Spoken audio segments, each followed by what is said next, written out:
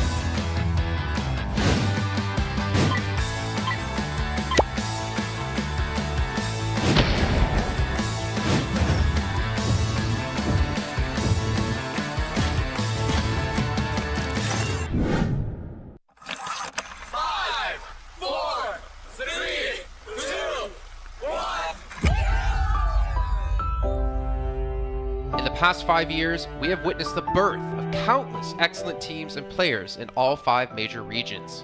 They are still remembered by us to this day. At the same time, we also remember our fans who loved us from the very beginning.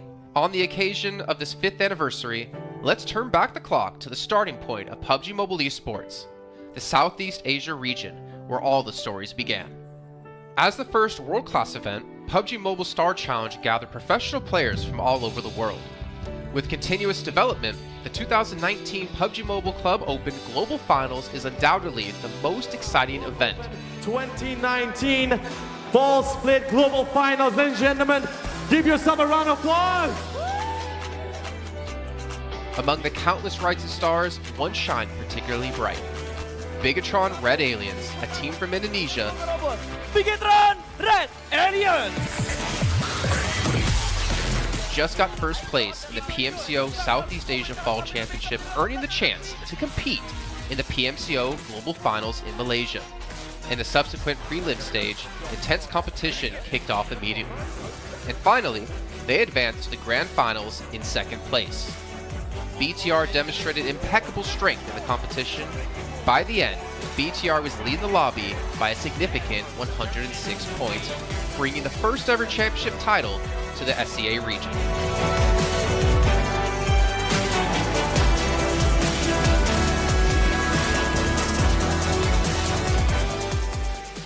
Di saat itu siapa yang nggak kenal dengan nama Bigatron gitu? Tim yang punya segudang prestasi, mereka juara dunia di PMCO Global Finals tahun 2019. Mereka banyak banget melahirkan pemain-pemain berbakat, Zuxi, Luxi, Ryzen, Microboy. Terus habis itu Zuxi, Luxi juga saat mereka menjadi juara dunia, mereka berada di masa prime-nya mereka banget. PUBG Mobile Esports always strives to develop and grow year after year. That's why we made sure to continue the support and build the SEA region. In 2020, the improvement of the competitive schedule introduced the World League, which later became the World Invitational. We also launched the PUBG Mobile Pro League, where even more outstanding teams joined the competitive stage. In the 2020 PMWR, BTR once again clinched the championship in the East. This had given Southeast Asia the title of the strongest region in the world. They hoped to continue their legacy at the PUBG Mobile Global Championship, the pinnacle of PUBG Mobile esports. However, BTR was not able to repeat the performance from the previous year. Top 2 teams is going to take those this round. Winner, chicken dinner, Nova XQL. With the rise of Team Nova, countless brilliant moments were had, but this also left many players with regret. After BTR Red Alien won at the Global Championship in Kuala Lumpur, we thought C region was the best. We thought nobody could beat C region except maybe RRQ Athena, maybe Illuminate the Murder, maybe Mega Conqueror, but C region was the best at the time. And we get to the league. We heard of a team called Nova. We thought maybe this team is not that good. On the contrary, they owned all the teams. They were very good. Let's move forward to the year 2021. With continuous efforts, more teams and players joined the Pro League. For example, Xavier, who placed 3rd in the 2020 PMWI East League, also secured 2nd place in the PMGC East League. FaZe Clan also made their debut on the world stage. Có thể nói 2021 là năm thành công nhất của Dingo Xavier trên đấu trường quốc tế, khẳng định vị thế và tên tuổi của Việt Nam vô cùng mạnh mẽ. Còn với FaZe Clan, đây là năm đầu tiên họ đặt chân đến với giải đấu cao cấp nhất của PUBG Mobile, nhưng lại khiến tất cả những đối thủ khác đều phải dè chừng và e ngại. Undoubtedly, the year 2022 has brought the greatest changes to the SEA region. Vampire Esports emerged, dominating 2022 PMWI, winning both the main and after-party tournaments, while also setting records for most chicken dinners, most eliminations, and more. They were not only facing competitors from the SEA region, but from all over the world. Everyone was talking about VPE and wondering if they can maintain their performance at the Global Championship or if it was just a stroke of good luck. On the last day of the 2022 PMGC Grand Finals, VPE won 3 chicken dinners alone, moving from the bottom of the table to 6th place, achieving the best result for the SEA region. They pulled off another miracle, but sadly, it was not enough to win it all.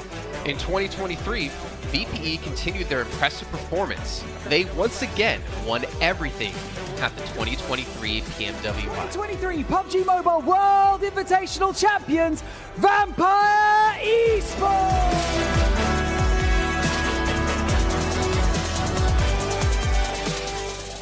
ก็ย้อนกลับไปในปีที่แล้วนะครับเอาจริงก็ผมมองว่าน่าจะโอ้โหไม่มีใครที่จะมองว่าทางฝั่งตัวแวมไพร์จะซักเซสได้ถึงขนาดนั้นนะครับเพราะยุคนั้นเหมือนทุกคนจะโฟกัสไปทางฝั่งตัวอินฟินแล้วก็เฟซแคทที่มีแบบว่าผู้เล่นดังๆนะครับแล้วก็ถ้าจำมันได้เหมือน PMGC ปีล่าสุดมากินไก่แบบเบิ้ลติดๆกันในวันสุดท้ายเหมือนเอาจริงน้องๆก็เคยบอกเลยว่าเฮ้ยเราเครียดกันไปหรือเปล่ามันเป็นตัวเองดีกว่าเล่นแบบปล่อยจอยได้แบบจอยเลยสุดท้าย3จะติดจบอันดับ6ของโลกซะอย่างนั้นนี่นะครับแวมไพร์สปอร์ตเหลือเชื่อจัด But don't forget, Alter Ego, an Indonesian team, showed a very strong performance by winning the Super League twice. The SCA Super League was an upgrade to the previous championship, which by many is considered to be the most competitive league in PUBG Mobile. They could potentially become the next legend of the SCA region. Untuk dibilang legend, gue rasa belum sih untuk Alter Ego.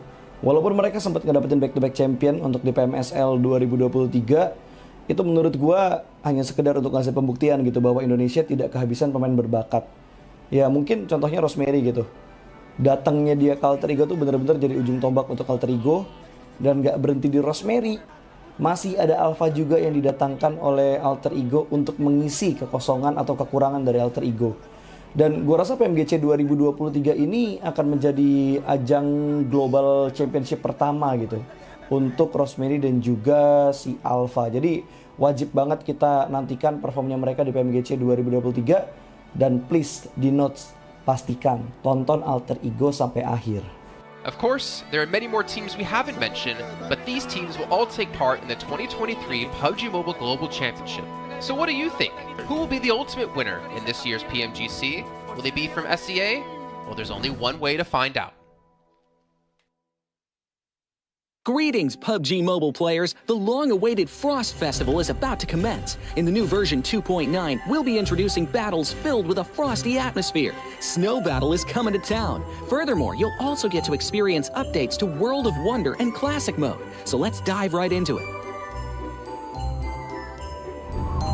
In the Frost Festival, we'll be bringing you a series of snow-themed content, including a new Snowy Village-themed area, fun interactions with snow pals, and snow-themed items for more gaming fun and excitement. When miraculous December comes, the frosty world will undergo some magical changes. Stay tuned for updates. Don't miss out.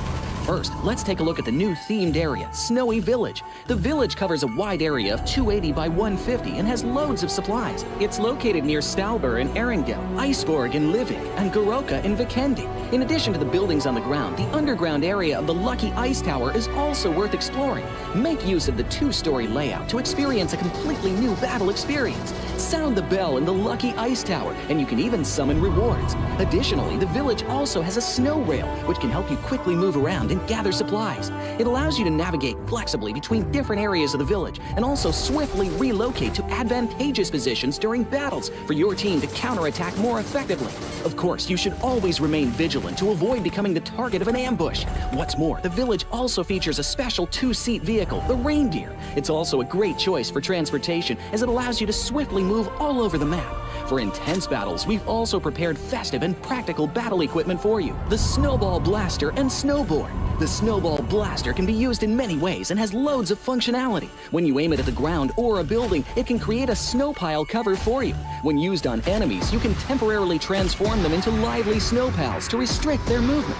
When facing bodies of water, you can use the Snowball Blaster to freeze the surface so that you can walk on it. It's definitely a practical yet entertaining weapon.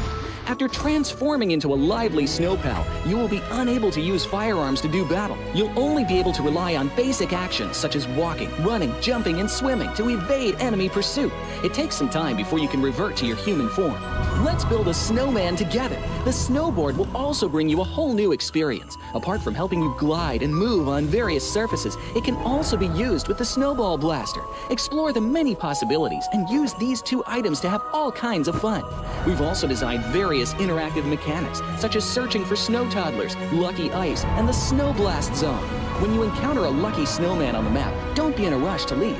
There are 4 lost little snowmen hidden near the lucky snowman. Search for the 4 hidden snow toddlers and bring them back to the large snowman. You'll then receive a token of gratitude. There are lots of lucky ice scattered across the map. Shatter the ice to get the supplies inside. Try using a melee weapon to break the ice more easily. Furthermore, you'll find that snow has engulfed some red zones on the map, and the falling snow will bring about many interesting effects. Players within a snow blast zone will be transformed into a lively snow pal if they're hit by the snow. If the snow lands on the ground, a snow pile cover will be created. In this World of Wonder update, we'll be introducing a brand new transformation skill gameplay and a catch me hide and seek gameplay for you to enjoy the transformation skills to the fullest. Of course, you can also use this skill to create more interesting creations. We've also added a Snowy Village map template to celebrate the Frost Festival with creators. Additionally, we've also made some updates and improvements to gameplay devices, game parameter settings, and the editor. For more details, please follow the official PUBG mobile community. We'll continue introducing the latest WoW content to everyone. As for Classic Mode, we've also made some improvements to vehicles, firearms, creation mode, emotes, settings, and more. First, we've enhanced the designated marksman rifles. Some DMRs can be equipped with the full auto mod to fire in full auto. We've also improved the attributes and handling of some vehicles to enhance your driving experience. We've also added a new garage mechanic. From now on, you can choose your dream ride during matches. Meanwhile, we've also added a custom SFX adjustment feature. You can adjust the volume of some sound effects to whatever best suits you. As for creation mode, we'll be introducing some quick view features for watching the victory dance and fireworks displays and the new Frozen Kingdom themed performance in order to provide players with more possibilities for creative content. Furthermore, we've expanded the emote backpack. Now you can equip more emotes before entering the battleground. That's a wrap for the main content in this new version. In addition, new content will be added to the popularity battle event, Metro Royale, and season rewards. For more details, follow our official PUBG mobile community. Snow Battle is coming to town. Winner, winner, chicken dinner. In 2020, while the eyes of most PUBG Mobile viewers were focused on Southeast Asia as well as other regions, there was one region in particular that went under the radar, the 2020 EMEA League. Numerous teams from different regions were fighting for a spot in the 2020 PMGC. Among them, the teams from the EU region were the most dazzling. Canada Power, which had previously won 3rd place in the 2020 PMWL West League, managed to break through and eventually won 6th place in the 2020 PMGC. Klastilj Athletics from Turkey also successfully took 8th place. For the entire EU region, this was a great start, and in the future, the EU region would grow into an even stronger region. The EU region seems to have endless potential. They always have a number of astonishingly talented newcomers. In the 2021 PMWI, in addition to the veteran team Canada Power taking 2nd place, the newly reorganized team in 2021, Nextria, Xenox in the smokes, the solo by themselves, surprisingly won 3rd place. The EU region seems to just have endless potential. There's always a number of astonishingly talented newcomers coming up through the ranks, developing their skills, and in 2021 at the PMWI, you had some of the veterans there for sure. Canada Power taking 2nd place, an incredible performance coming through from them to get that 2nd place. But not only that, you had the reorganized team for Nextria in 2021 who won PMPL Turkey. They came 1st in their region and then were invited on the back of that to the PMWI West to take 3rd place. So these new talents working as this new roster at the time, a phenomenal resurgence there, and there's so much more left in the pipeline, I'm sure, for this region. I'm really excited for what the future has, and I can't wait to see what they've got. In the 2021 PMGC, teams from around the world gathered once again. First of all, worth mentioning is that among all the participating countries in the grand finals, Turkey had the most with 3. Among them, teams like S2G and Nextria finished 4th and 6th respectively. This was a massive achievement. The efforts of the EU region are constantly bearing fruit. Now they just needed an opportunity. 2021 yılında Dünya Şampiyonası istediğimiz gibi başlamıştı. Çünkü West aşamasında 3 takımımızı birden ilk 6'ya sokmayı başardık ve büyük finallere 3 takımımızı göndermiştik. S2G 4. olarak buraya katılma hakkı kazanmıştı ve kadrosunda Rip7, Timber, Kalse, Sylas gibi isimler vardı. Büyük finallerde ne yapacağını çok fazla kestiremiyorduk temsilcilerimizin çünkü dünyadaki takımların iyi performansları söz konusuydu. Büyük finallerde temsilcimiz S2G 4. olmayı başardı. Nexu'ya 6. olmayı başardı. Maalesef Fenerbahçe ilk 8'in dışarısında kalmıştı. Ama bu takımın ileride çok iyi şeyler vaat ettiği konusunda herkes hemfikirdi. Next, let's go directly to the 2022 PMGC. At a time when everyone was focusing on whether Nova could win 3 consecutive championships, a team that was not originally a favorite to win was about to become the focus on the stage. S2G performed consistently in the first 2 days of competition, always maintaining a position at the top of the leaderboard. And on the final day, S2G changed its conservative tactical strategy and sought to gain more elimination points in the last few rounds. And in the last round, S2G secured the championship with 15 elimination points. The champion of 2022, it is S2G! They finally broke through and made history for the EU region. 2022 Dünya Şampiyonası bizi büyük zaferler getirdi. Tabii ki Dünya Şampiyonası başlamadan önce bu zaferlerin geleceği konusunda çok bir fikrimiz yoktu. S2G kadrosunda bazı değişiklikler yapmıştı. Takıma yeni katılan oyuncular vardı. Özellikle Reis ile birlikte takımın form seviyesi gerçekten çok yüksekti. 2022 Dünya Şampiyonası finallerine 2 takım göndermeyi başarmıştık. Bir tanesi S2G, bir tanesi Fireflux. Maalesef 2 takımımızın kaderleri birazcık farklı oldu. İlk günden itibaren S2G sürekli olarak zirveyi kovalarken Fireflux için işler iyi gitmemişti. 3. gün geldiğinde S2G güzel maçlar geçirdi ve şampiyonluğu Türkiye'ye getirmeyi başardı. Bu Türkiye e-spor tarihindeki en unutulmaz başarıydı. This year, the EU region has continuously produced even more strong teams. First of all, G Gladiators won first place at the 2023 PUBG Mobile Pro League Spring Regional Championships and third place in the 2023 PMWI. Veteran teams like Nexuria and Canada Power have been performing better and better this year and successfully qualified for the 2023 PMGC. Subsequently, hot recent teams like Mad Bulls, BRA Esports, Major Pride, Melise Esports, Demorte, among others from EU, have also successfully gotten a spot in PMGC. They all look forward to continuing the success of the EU region in 2023.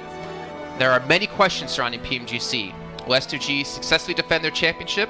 Will another EU team lift the trophy? Could it even be a team unexpected to win it all? Let's witness it together in Turkey.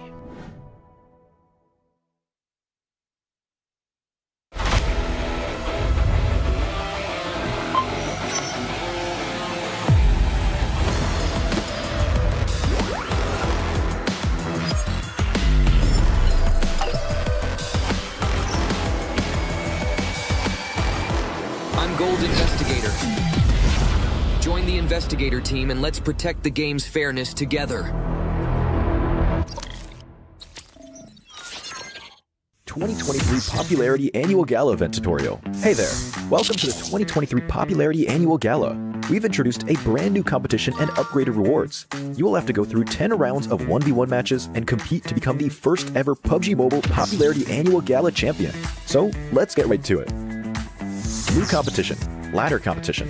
The Popularity Annual Gala event will be utilizing a new ladder promotion system. Players' initial ladder grade will be determined by their battle points at the end of the first round. Ladders are divided into 6 grades: Triple S, Double S, S, A, B, and C, with Triple S being the highest. Ladder promotion rules. Players are ranked based on the popularity they gain during the battle period. For rounds 1 to 9, the ladder results are settled at the end of every round's battle.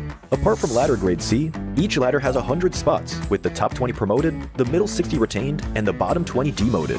If you're trying to move up the ranks, be sure to stay within your ladder's retained threshold or higher before each round is settled. Additionally, ladder grades can only be promoted or demoted by 1 grade at a time, so your performance in the assignment round is crucial. Be sure not to miss it. Final showdown. Based on the rankings from the previous 9 rounds, round 10 will be the decisive showdown to determine the final rank and ladder grade placement, including the champion of the 2023 Popularity Annual Gala, who will emerge as the ultimate winner. New exclusive rewards. At the end of round 10, rewards will be issued based on the player's ladder grade and final rank. For outstanding players, they will receive exclusive rewards that can showcase their supreme honor both in and outside the game. In-game rewards include the honor title, honor name tag, and honor avatar frame. which are sure to make you stand out. Moreover, there are also physical trophies, interviews, custom-made popularity gifts, official social media promotion, game exposure, and other exclusive honorable rewards. Gain global renown both in and outside the game. What are you waiting for? Participate in the 2023 Popularity Annual Gala now.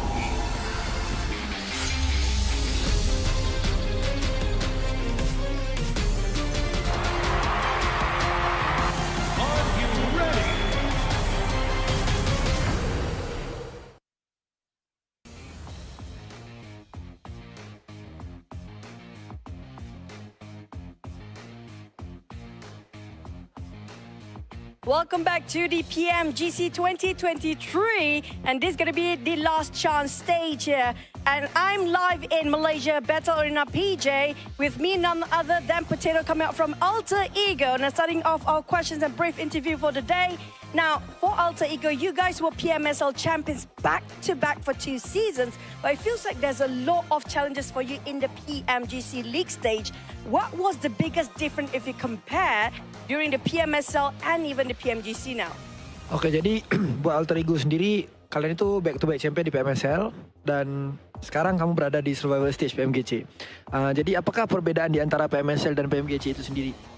Oke, kalau perbedaannya menurut kita sih dari segi adaptif di tim-tim global ini ya. Karena dari segi adaptif atau adaptasi mereka sangat-sangat kuat lah.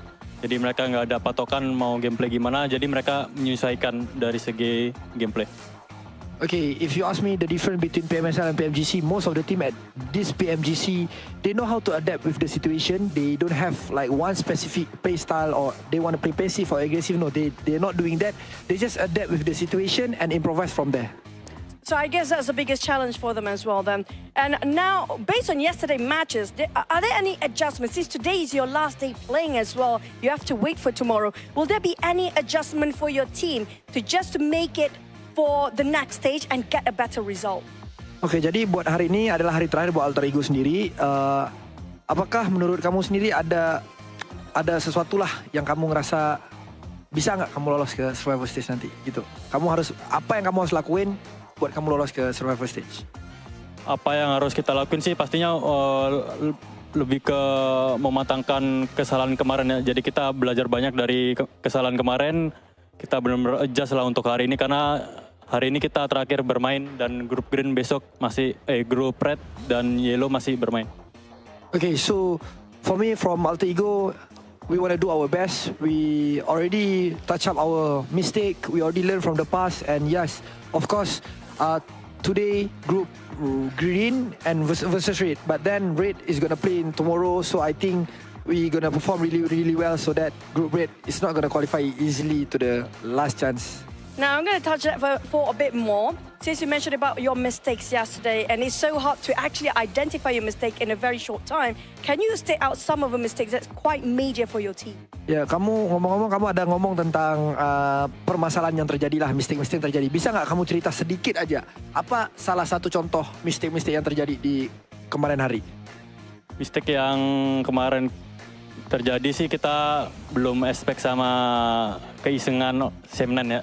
Jadi benar-benar dari semua map kita benar-benar dekat sama dia dan lumayan mengganggu gameplay kita lah. So the things that I don't expect is the playstyle from Sem9. So that's the mistake that we learned back then, is because of our drop spot in every map is quite near with Sem9, and yeah, we don't expect these things gonna happen, and yes, they give us so much trouble.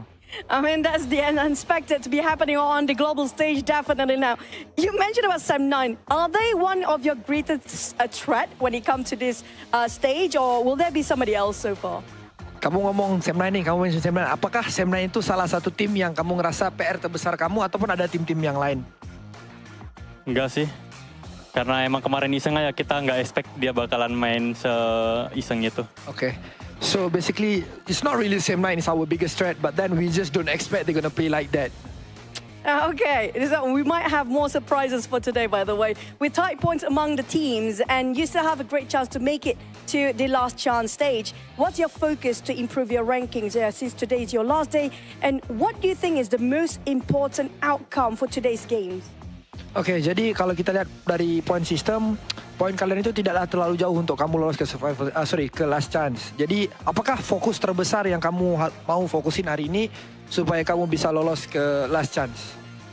Kita lebih ngemaksimalin tiap game sih. Jadi kalau tiap game kita mendapatkan hasil yang bagus, poin juga bakalan ikutan bagus juga. Jadi kita fokus game per game. Okay, so basically we're gonna focus on each game. We're gonna focus on our first game first. It's because of I believe if we focus on each game, the point will come afterward. So we're just gonna do our best in every single map so that we're gonna maximize our point. I agree. It's one step at a time, one thing at a time as well. But we're done here on stage live. We're going to toss it back to the casters. Good luck, all the best for all the teams out there competing, especially when it comes to Green Group. Today will be the last day performing, and the next day they have to just wait it out. We're just going to toss it back to the casters. Casters, take it away.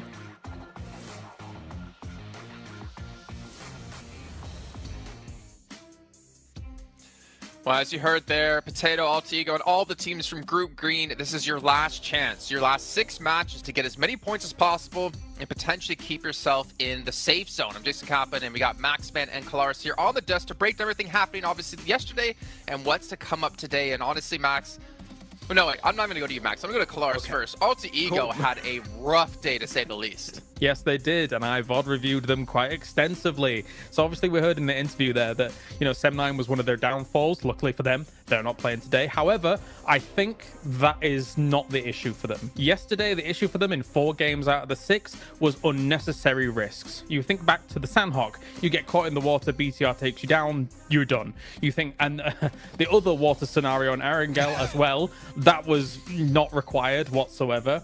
The first game on Erangel, where they're coming late to the circle, they're trying to go for a central spot. You're too late. Try and play edge instead. Again, another unnecessary risk.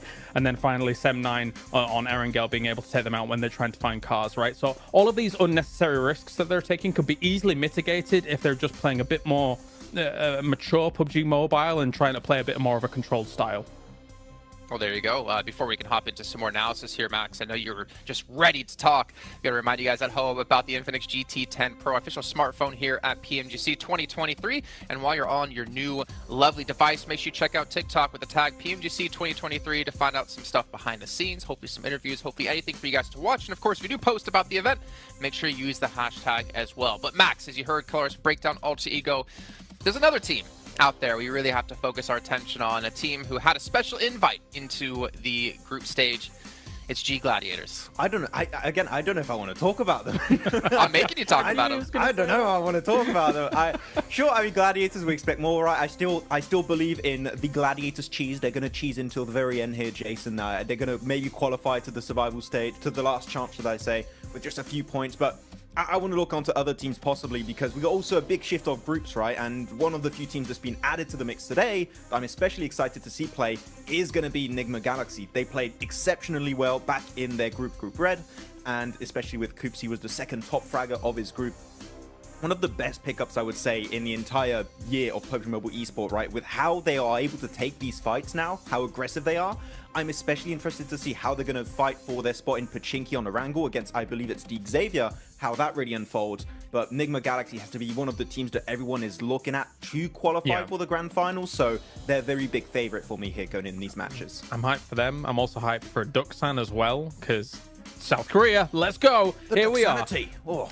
They're awesome. They're awesome. And I mean, to be fair, they had a great start to their group initially, and they kind of fell off slowly as time went on. But I've said it multiple times, as South Korea constantly gets more and more days, more games on the board, they're great at assimilating information. All of their teams, all of the teams that qualify for PMGC. So I'm hoping for Duxan to prove big here again today. That was great analysis about gladiators, by the way. I was going to say, well, that's great stuff to talk about, obviously, Enigma Galaxy and Duxan. But, Max, I really want to hammer home about gladiators here.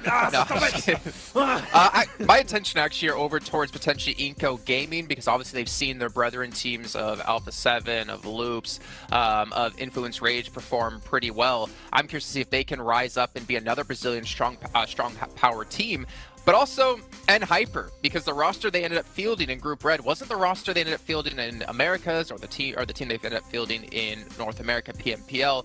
I mean, to be fair, GFan on the roster was surprised to see them do so well in the group, considering GFan's kind of been out of the team for a while now. But they have, I guess, a lot of pressure coming their way from North America in general, considering they're our only representative. And I don't know. It's going to be tough, man. That's all I can say. I know that Zifan is watching a lot of, doing a lot of viewer parties, watching a lot of the different regions. So I think that might have helped out, actually, because he knows kind of what to expect in these matches against all these different teams, how they're going to rotate, and how these matches are going to be unfolding. So maybe that has been helping them out quite a bit. But it can't help you against the domination of Brazil right now, because Influence Rage are just running away with it. And as you said already, talking about Inco, Jason, they have already played at this stage. Nenebich in particular, one of my favorite players of the region, that I would like to see them potentially climb up. But that would be too many Brazilian teams almost in the grand finals. There can't be all of them. That's not possible. Or could it? I don't know. We'll see. Obviously, still a lot to come up down the way. But we can see a comparison here of Mad Bulls up against Enigma Galaxy. And Mad Bulls obviously struggling when it came to placement points, able to put up a ton of eliminations and obviously double chicken dinners as well. We could see just obviously the performance when it came to group stage quite different when it came to eliminations. For me, Enigma Galaxy, I do feel like they were the one surprise for me, especially out of Group Red, to not advance through to the grand final straight away. I mean, they just fell short of Morph by a few points here and there, because Enigma Galaxy had a great start, and we know this team as a very formidable roster. I mean, I think a lot of people put a lot of stock in if Coops is gone, then if he's eliminated early, then maybe they don't have much legs to stand on. But I don't necessarily hugely agree with that. Of course, he is a force to be reckoned with, right? And somebody that is going to be sitting very strongly with him, as you can see here with the 43 eliminations. But this team still is able to play a macro game, even if Coops is gone. It's just that he is quite the powerhouse to speak of. I mean, thinking back to PMWI, Max, we did see Coops kind of be similar to Nomi, similar to Matic. He was kind of off by himself, but also the funny thing was he was the tip of the spear, it seemed, in most parts. He would be like the first one to cross the rows to get position for his team, but he'd be so confident and so successful to be able to do that it allowed Enigma Galaxy to kind of adapt their style quite a bit to how Coops can perform to his best. If you're Enigma Galaxy, you don't need an IGL. You just need to, Coops is engaged, we just follow Coops. Enable him. No, just enable Coops, exactly, to kind of take these fights, because clearly, as you said, he is the spearhead of these scenarios. He is the one that is leading the charge for this fight, and a lot of the time it's very successful when it works out that way. And the rest of the team, sure, they can frag out. We know Lord, we know Freak, we know how Rauf can also pop off in these matches, but clearly it's just the setup around Coops. If he gets knocked, pick him up. You want to keep him alive as much as possible, which is what I wanted to see almost from Quest with Al-Hajj, but it's just not been the case. Al-Hajj has been going out early, so it goes to show how important it is to keep a star player like Coops alive until the very end, because it increases your odds of winning those matches pretty significantly. So yeah, I hope that it's going to work out for them, though. If you're looking also on this graphic, Radio Seal, currently Reject, we had some great moments, right, Kalaris, in the group stage. They've been a little bit invisible currently at the start of this tournament. There's still a bit of time for them to come back and hopefully qualify for the last chance, but Reject have not had the start I was expecting, and that might be also off the back of that long break between Group Green and now this point of the tournament. Honestly, I have a bit of a grim outlook for Group Green, in my opinion. We'll also take a look at some of the highlights, because, I mean, you've got 6 of their teams not able to make it happen yesterday, right? I think Alter Ego was the top out of those 6 teams with 22 points, and that's kind of why I focused on them a little bit in my VOD review from day to day, because I do feel like Alter Ego is the one that can try and get out of that rut that Group Green has put themselves in yesterday, because it is their last chance today. So much so that I do believe that Alter Ego will make some big changes coming in today. Like, for example, I think that they're going to go north on Sandhawk, because Hyper goes down towards Camp Charlie, which was a backup drop since they moved away from that northwest island, for example. So we'll see if that actually pans out here today. But yeah, I think they've got a tall mountain to climb as Group Green today, for the most part.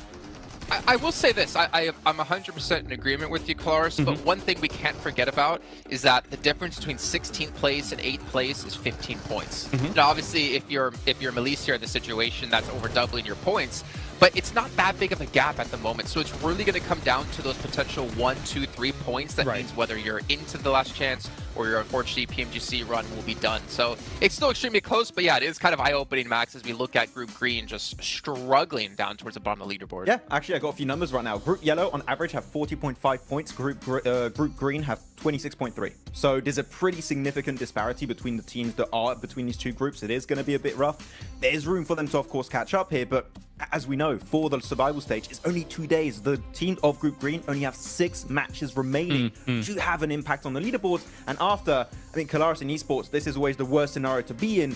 You just got to stay and watch and just hope that the other teams around you don't perform well, which is the most insane situation to be in, because you just cannot have the impact you're hoping for anymore. No, for sure. It's a terrifying prospect to actually kind of stare down. For Rejects, of course, I think that obviously right now they got themselves 17 points yesterday. Compare that to the group stage that they had, which was 188 points in total. For me, I don't know if 2 days is enough for Rejects and rotating lobbies for them to gain traction, because Rejects' performances came in the latter stages of their group as a whole, compared to some of the earlier days and the early results. That said, as well, there's some uncharacteristic numbers that came out from yesterday.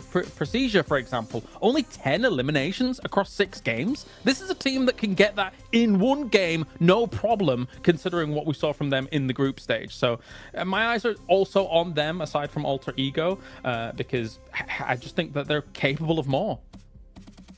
100%.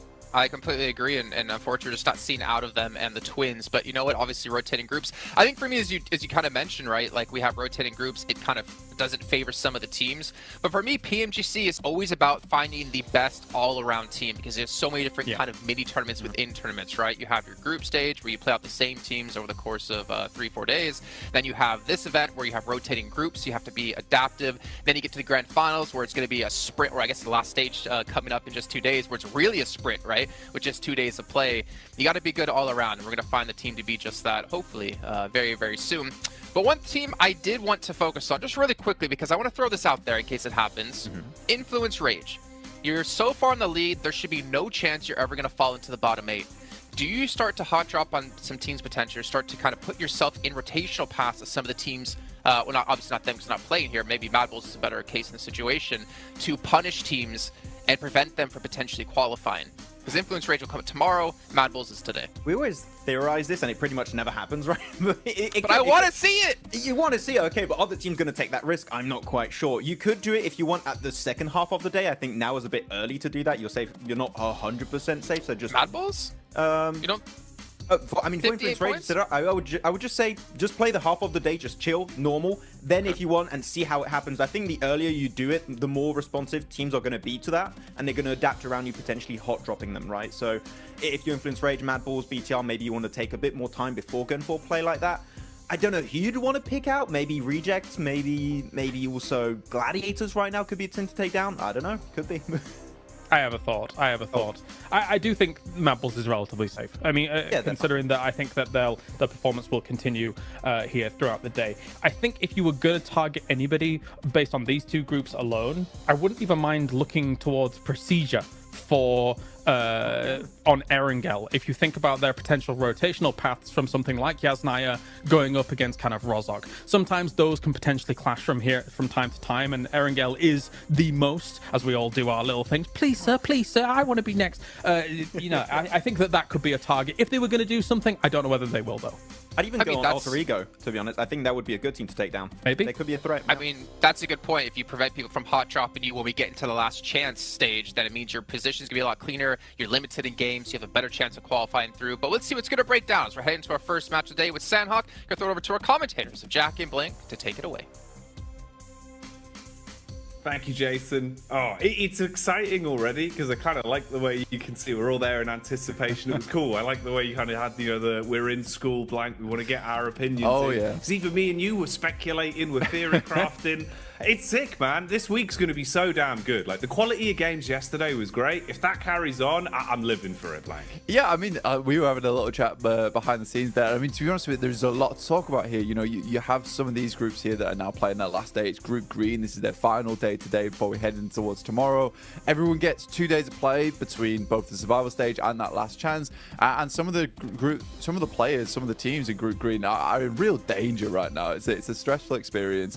U2 Alliance, they look happy, they look ready to go, they look very, very excited to get things on the road here. They had a pretty good upwards trend over in their group. Didn't start off so strong, but ended it quite significantly well. Obviously not getting in towards that direct invite stage, but yeah, for Group Green, things do get a little tough here. And we were chatting about, like, there's really only a couple of teams from Group Green that we actually thought were fairly decent towards the end of it, and it kind of felt like the group of death. But the more we look into it, the more we see there's actually some very, very good teams in some of these other groups that definitely deserve more praise.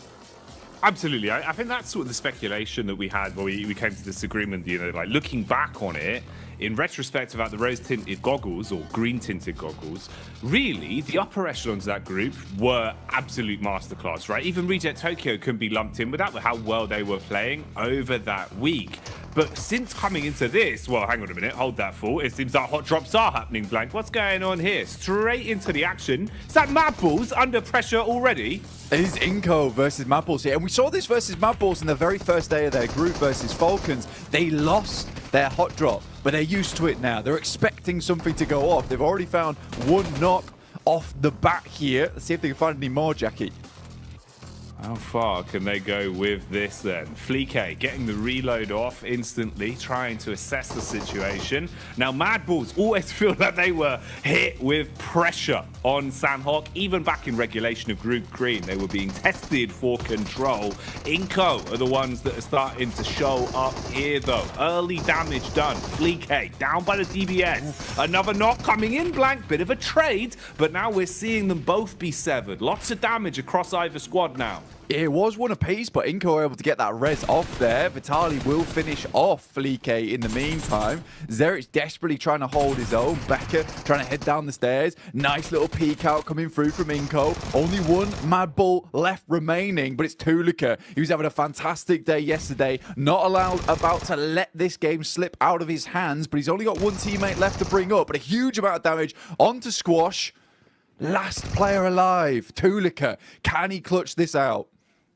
Oh, is it going to be burned clutch like a used car salesman? Drop down for Squash, seeing if he can clear his way through as the bullets come flying. Tulika calls for the backup of his teammates, rotating further over so he's got room to try and pick him up later if possible. Doesn't peek off the back of the bait of the movement either, so Squash still holding. Frozen expires, and it's all on Tulika for good. No chance of getting his teammates back, so worst case scenario has happened here. Even if either one of these solos get away and give up the final elim, you have crippled yourself coming into the opening game today. And this is it, blank. They've got to roll with the punches now. Yeah, Nima Galaxy also having a little peek in here with Ralph off in the distance alongside of his teammate. So this fight is not going to go well either way for both squads right now. Tulika is on the broadside, will be spotted almost immediately. This shotgun that Squash has found himself alongside with the SK-12 that he's currently holding on to, it is just stressful to deal with now for Tulika indeed. One shot will be enough to take him down unless he's at distance, but for the Mad Bulls, this is still sort of an important fight to win out on, right? You do not want to be losing your spot in Ruins. You don't want people to be feeling like you're an easy prey come towards that direct invite towards the PMGC, that global championship. So for anyone watching, all the other teams that are already qualified, you know, Mad Bulls having to put on a bit of a performance here, a bit of a display. Goodbye.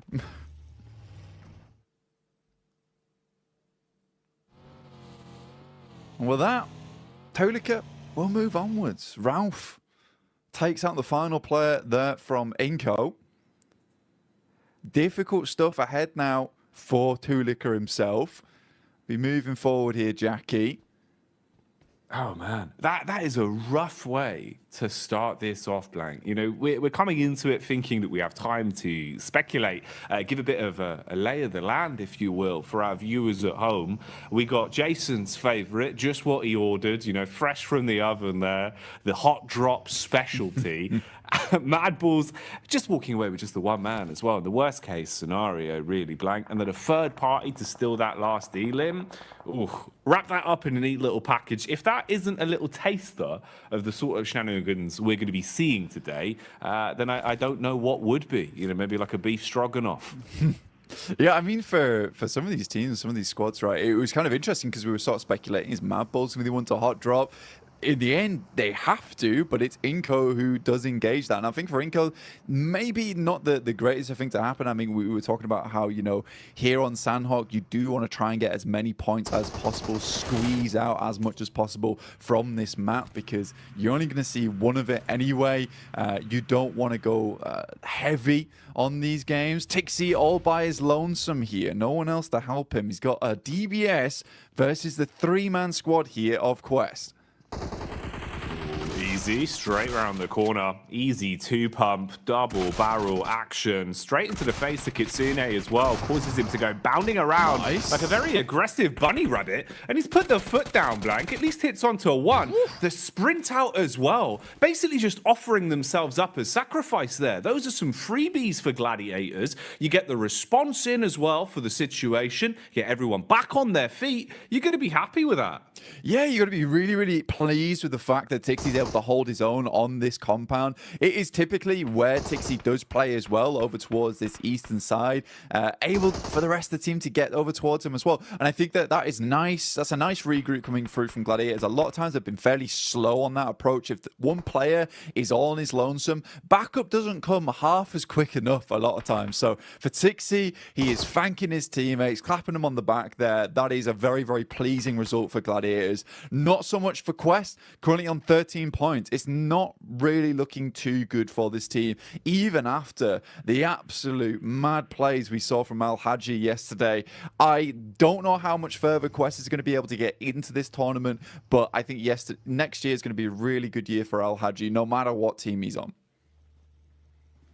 I think they've done well, at least in kind of winning the hearts of the fans a little bit as well, with the time we've seen from them on camera, the way they've come across in their interviews, and the resilience we saw, at least in regulation, back in Group Green, right? You know, for them to actually fight through and even still be in the tournament in a position where we can still be talking about them right now, Blank, at least for me, was impressive. It just felt like there was a little bit of room for them to get another step forward. It's a shame how some of the games have gone for Quest, especially yesterday. It was rough. It was raw. Misery back on screens here, though. Evos instantly aggressing, looking to try and build themselves a few points on this one. Misery got the early knock off with the UMP. Redface and Co now moving in to clear out the upper compound as well, and flushing their way through anyone that dares to peek into them. Yeah, it's a nice little fight there from Pasija Evos versus Enhyper, leaving them down to one player now. And I think for Pasija Evos, this is very well set up. Yesterday didn't look too great for Pasija Evos. I mean, they were doing extremely well over in our group stage, but kind of fell off just a little bit there towards our first day of play for Group Green. 21 points, though. It's not terrible. It's not ideal either, but it's good enough. Pasija Evos, it is just Misery now coming up against some of the players here from NASA. Xenox will open things up. And what more can he get done? Bullets down range early on. It's good high ground, good position to be in. They've got a great understanding of where exactly they could be potentially fought from. Bit of a move on the go here as well, as we see the rotation from Evos off the back of their cleanup. Now finding a bit of a safer compound to play in, but they've been startled, detected from across the road. We're lying in wait. It's Melise of all squads. hit and miss yesterday, Blank. Honestly, to be fair with you, mate, I feel like we saw a truer test of them, at least in Group Green. You know, from what we saw yesterday, it felt like they were struggling a little bit. Even CEO later, there were times where it felt like this guy was a bit of a one-man army. I don't feel like he was as quick to the mark yesterday. I'm hoping, obviously, with a day of rest, you've come back in a little bit more fresh-faced today. Would like to see some improvements from them today. Yeah, I mean, for the Turkish squad, it's just a little bit difficult for them at the moment. I mean, they've been making a lot of right moves. And I think for an Edge team that likes to kind of read into opponents' movements around the map and cut the legs out from underneath them, they did a good job of it in terms of theory, right? In theory, where they were playing, it was all fantastic. Then they were going down to these engagements. They weren't always able to win it out very cleanly with a four-man squad going onwards and just clearing from there. And they ended up just losing games very early on. And this kind of the risk with playing Edge a lot of times whilst you're holding out and guarding those Edge sides is that if you get into an engagement there, you lose it, right? There's not much chance of getting very much further into the game. For other teams that like to leapfrog from Edge and then send towards kind of a middling position between the center of the circle and the outer side of it, you have much more chance to get further into the game and maybe pick yourself some pretty consistent placement points off the back of it. And we had a really good conversation as well yesterday, or even this morning, actually, bloody hell, mixing up my time zones. It's all going so quickly right now, where we were talking about, you know, look, some of these teams yesterday just came out absolutely swinging, and I think in this format you have to, whereas other teams sort of got in their own heads a bit. Yeah, that was one of the big focal points we were kind of sort of umming and ahhing over, about how you could see the difference of, let's say, a team like Influence Rage, who came out just playing their style, just absolutely giving it, right? Any opportunity they had to just swing on a fight, play confidently, going into an engagement basically thinking, you know, we've already won this. They're just thinking about the points being in their pocket. You're going to have so much more of a better time of it than going into it giving so much respect to teams, overthinking these situations. And we've seen that change. A lot of our squads from Group Green, it feels like their play styles have kind of flip-flopped more so than anything compared to what we were seeing during that regular point. This is an interesting one, actually kind of ties into that. You can see here, Reject Tokyo at least getting a bit more confidence to fight and contest for center control. A little bit lucky there in terms of the draw of the circle, but it works out. You've got a compound, you're in a good spot, and they're going to be pleased with this, mate. They'll be chuffed with that, Blank, because when they had center control, when they felt comfortable early in a compound, this is where we saw some of the better games from Reject, because honestly, they're great on defense, good comms. It just felt like getting there was rough for them. They've been playing a lot of Edge, and it hadn't been working out too well. I'd hope that would be a positive change. Bit of a fight potentially developing here as well. You've got the push up the hill. Focus is drawn from NASA towards the backside, but a few bullets whizzing on by. Room for a bit of a scrap here. Yeah, I think for Enigma Galaxy as well as Nasa, this is a case where potentially Enigma Galaxy will just think about just swinging wide of this, potentially trying to get in underneath towards Painan. I think Enigma Galaxy is a team that is very well known for some of their more smart rotations. A little bit of a scout there from Ralph. He's in very much danger now of taking a knock. Luckily, the vehicle is going at a strong 90 miles per hour. Alter Ego zooming in towards where Reject is playing. Already Octa gets taken down here. They try and take control of one edge, but Reject has penned them in, locks them into one location. Now the nades can start to come through. There's a lot of damage off the back there. In the meantime, Duxan does take down Ralph. We talked about him earlier being very, very low. Pins pulled on the nades for Alter Ego, looking to see if maybe there's a way they can defend themselves with these bad boys. Problem is they've already taken so much damage. Reject Tokyo setting themselves up. They're trying to reset in terms of the defense and readjust what positions they're playing from so they can support each other a little bit easier. There is nades in play as well. Reject Tokyo normally very good on lining up those double nades. That could be something to come back towards. For now, we'll see what's happening up on the hillside as well. There's been a bit of commotion here. Teams have been making their presence known, and that high ground control is going to be worth its weight in gold the longer this one goes on. So pressure being applied there. Rotation coming in as well. You've got Alliance on the move as they start to make their way over. Dropping the smoke so they've actually got some cover to work with. And you'd need it because Melisse are close by and they're eagle-eyed, Blank. They've got eyes like a hawk. Yeah, for Udo, this is probably one of the toughest rotates currently happening on around the map, where they're sort of locked in between DX as well as Melisse Esports, and DX has a fantastic control of his high ground. Something we saw a lot from them yesterday is identifying some very strong positions on the map, but also being really good at holding them down. Not necessarily always in compounds, just in certain areas of the map where they have that high ground control. They can play around a little bit of hard cover and go from there. Circle moves very hard towards that north side. Now, that is a little bit of grace given towards MB Esports. They can use that to their advantage. You do Alliance, they take a knock in Flax, and a quick heal goes over towards Fatal. So very, very immediate response from Udo Alliance, but I don't think it's going to be enough here. I think they're just caught on with the worst end of the stick out of the lobby. Probably the only team that's going to suffer in the next minute or so, I would say.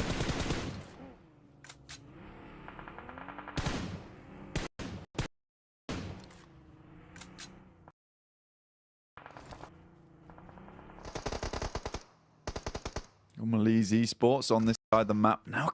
Does go down. Poser has a nade in hand. We'll send it over towards Nisa, but Melisse Esports again just crumbling a lot during these days. Again, Nisa, 5 eliminations found so far. Really, really good stuff from them. I think this is interesting because it is a lot of these squads that we see a fair few times that just come into these games swinging. They tend to do well, and I would say that this is a very, very good and promising mark of the game going forward here, Jackie.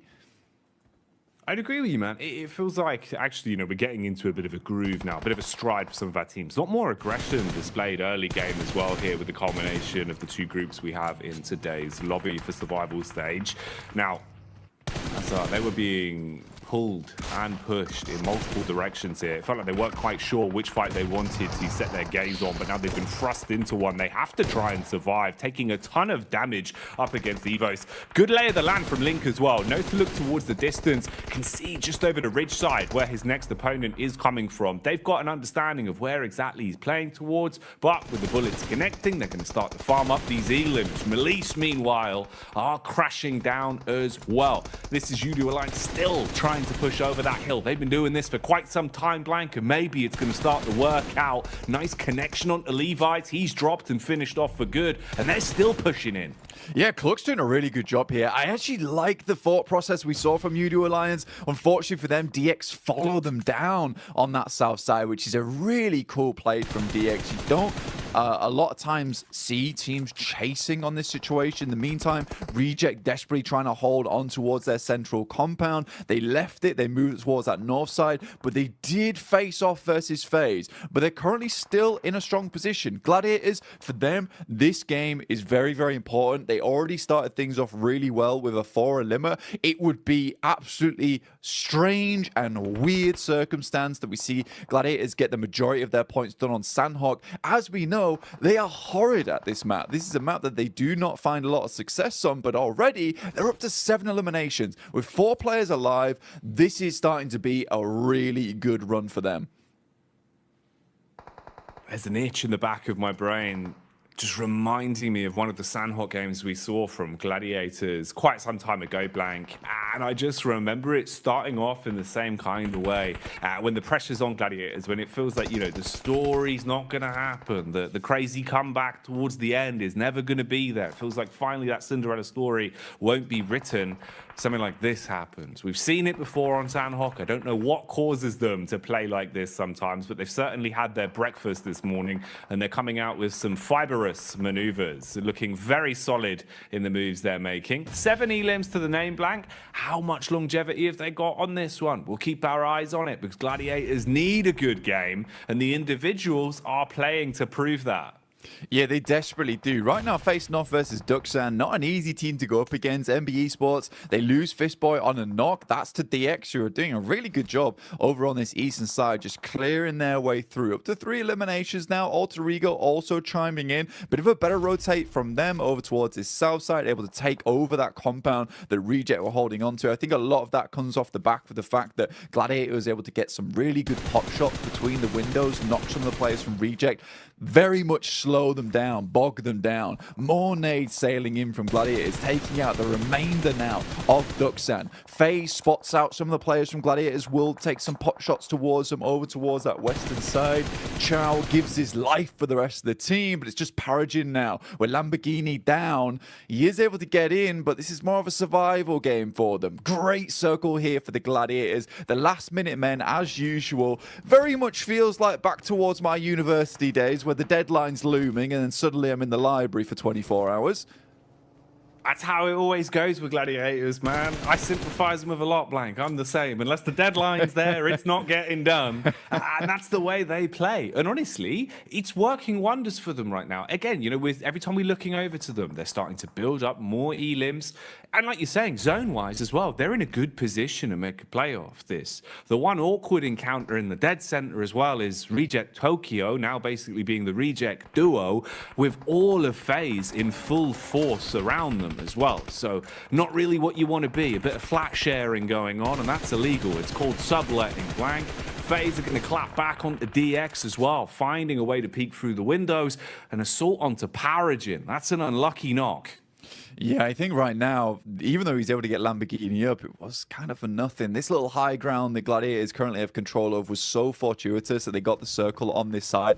Coming off that high ground is very difficult, so they're trying to milk it for as much as they can here, stay on this top side. But it's MB Esports coming in to try and challenge us. So now, Gladiators need to be ready for this one. Kitsune luckily is in position as the DBS, only able to find one though, and that's not quite enough. The rest of the team instantly needs to improvise off the back of this. Sek and Mondo are down, so it's a decent start. The nades start pouring in, and it's a nice nade on the backside towards Fistboy. Just Akaze left remaining, and Gladiators quickly clean them up there. Up to 12 eliminations now, Jackie. A fantastic start. Tixie's flying through the air. Matic is on the support. Oh, mate.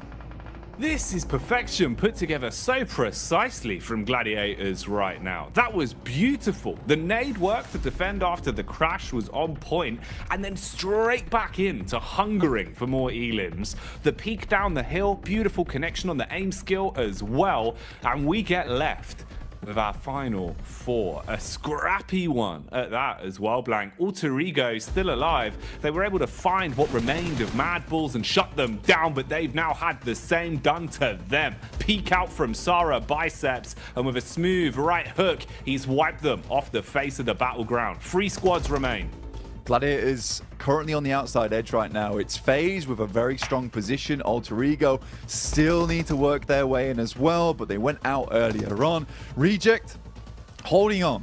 It's a good little game for them, but for the Gladiators, more points would be absolutely gorgeous for them here. If they could win out this game, they'll send themselves tumbling towards that top side of the lobby after just one match. So 20 points. Realistically, if they can get themselves 25 after this, they'll be very, very safe. It'll give them a buffer. They still will need to put in the work after the rest of the day, but they'll be in so much better stead. And taking that pressure off yourself this early on in the day is so, so nice.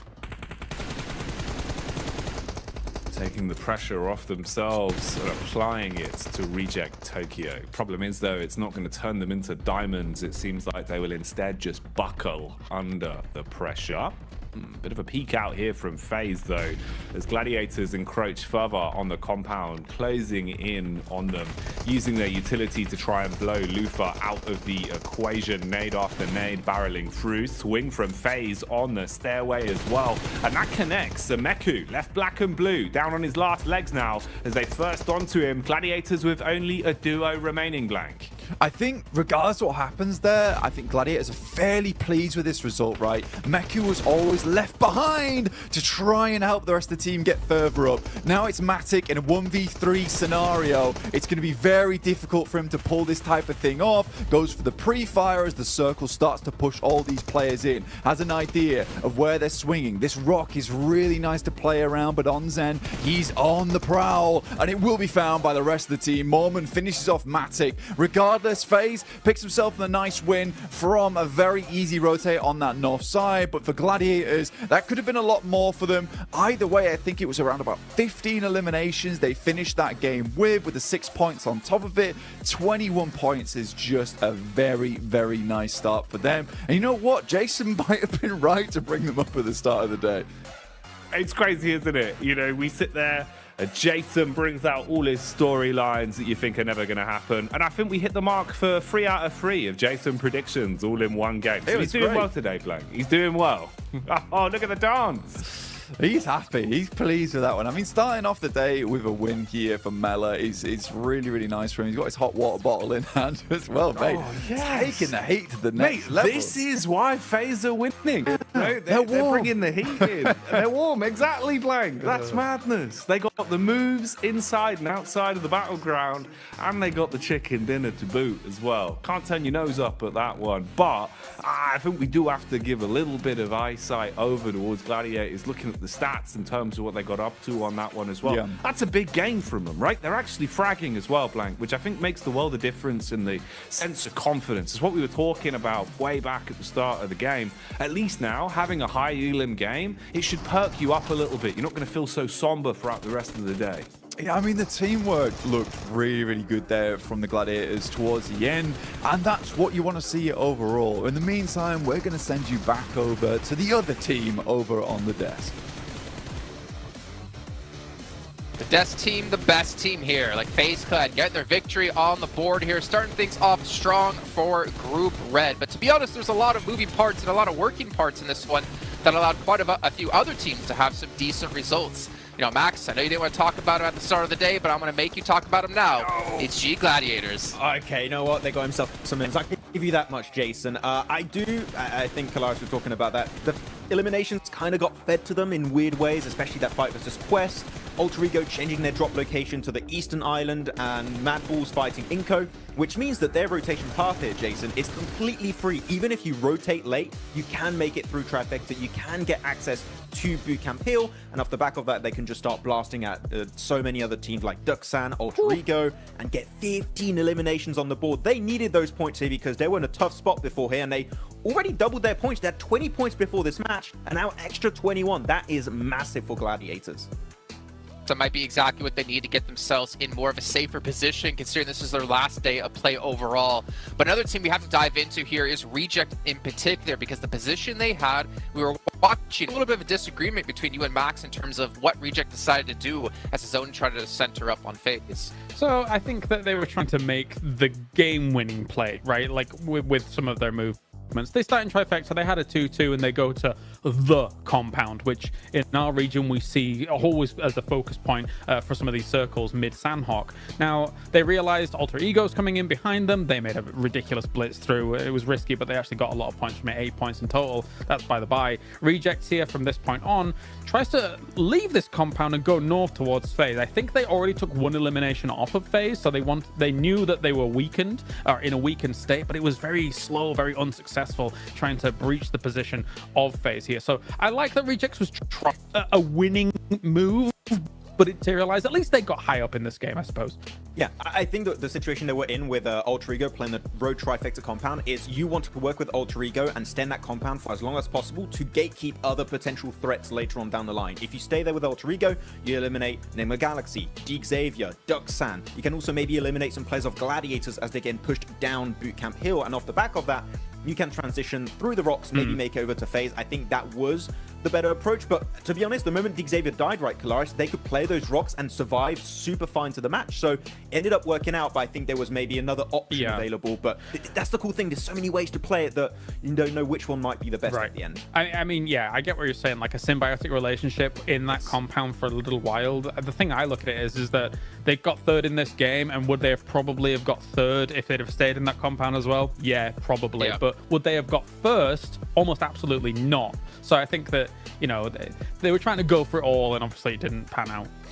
Yeah, and again, trying to make those plays that are really important for them, considering Reject coming into this one from Group Green. So they only have, well, now 5 matches left to go. They have to get as many points as possible. They have to make sure that to make the right decisions, though, as we did look at a drop as well between Mad Bulls and Inco. And Mad Bulls, a team that it really doesn't matter for them, right? They're pretty much safe into the last chance. For Inco, though, at least them trying to scrape by as many points as possible. I think they got 3 with the eliminations. They're realizing, okay, well, this is not going to work out. Let's try to salvage with something. But they have to maybe look forward now to the next 5 matches. Yeah, you don't forget the best part of that fight here, Jason. You just Rauf come in like, sit down. just get rid of them right away. That was a good bit. That was a good bit right there. But yeah, it's a hot drop. It is normally Inco that would have to change that drop because Mad Bulls, as you touched upon, Kalaris, during that game, are already so comfortable. It is currently their fight to win currently in that position. If they win it, they clear it for the last chance. And Inco, they're just going to be maybe completely out of that position from the get-go. So yeah, Inco, cool. It's fair enough. There's only 1 of these maps per day. But you might want to try and think of avoiding those as much as possible because it can really impact your results over only 2 days worth of play. That is such a small amount of time that these hot drops can really impact your position.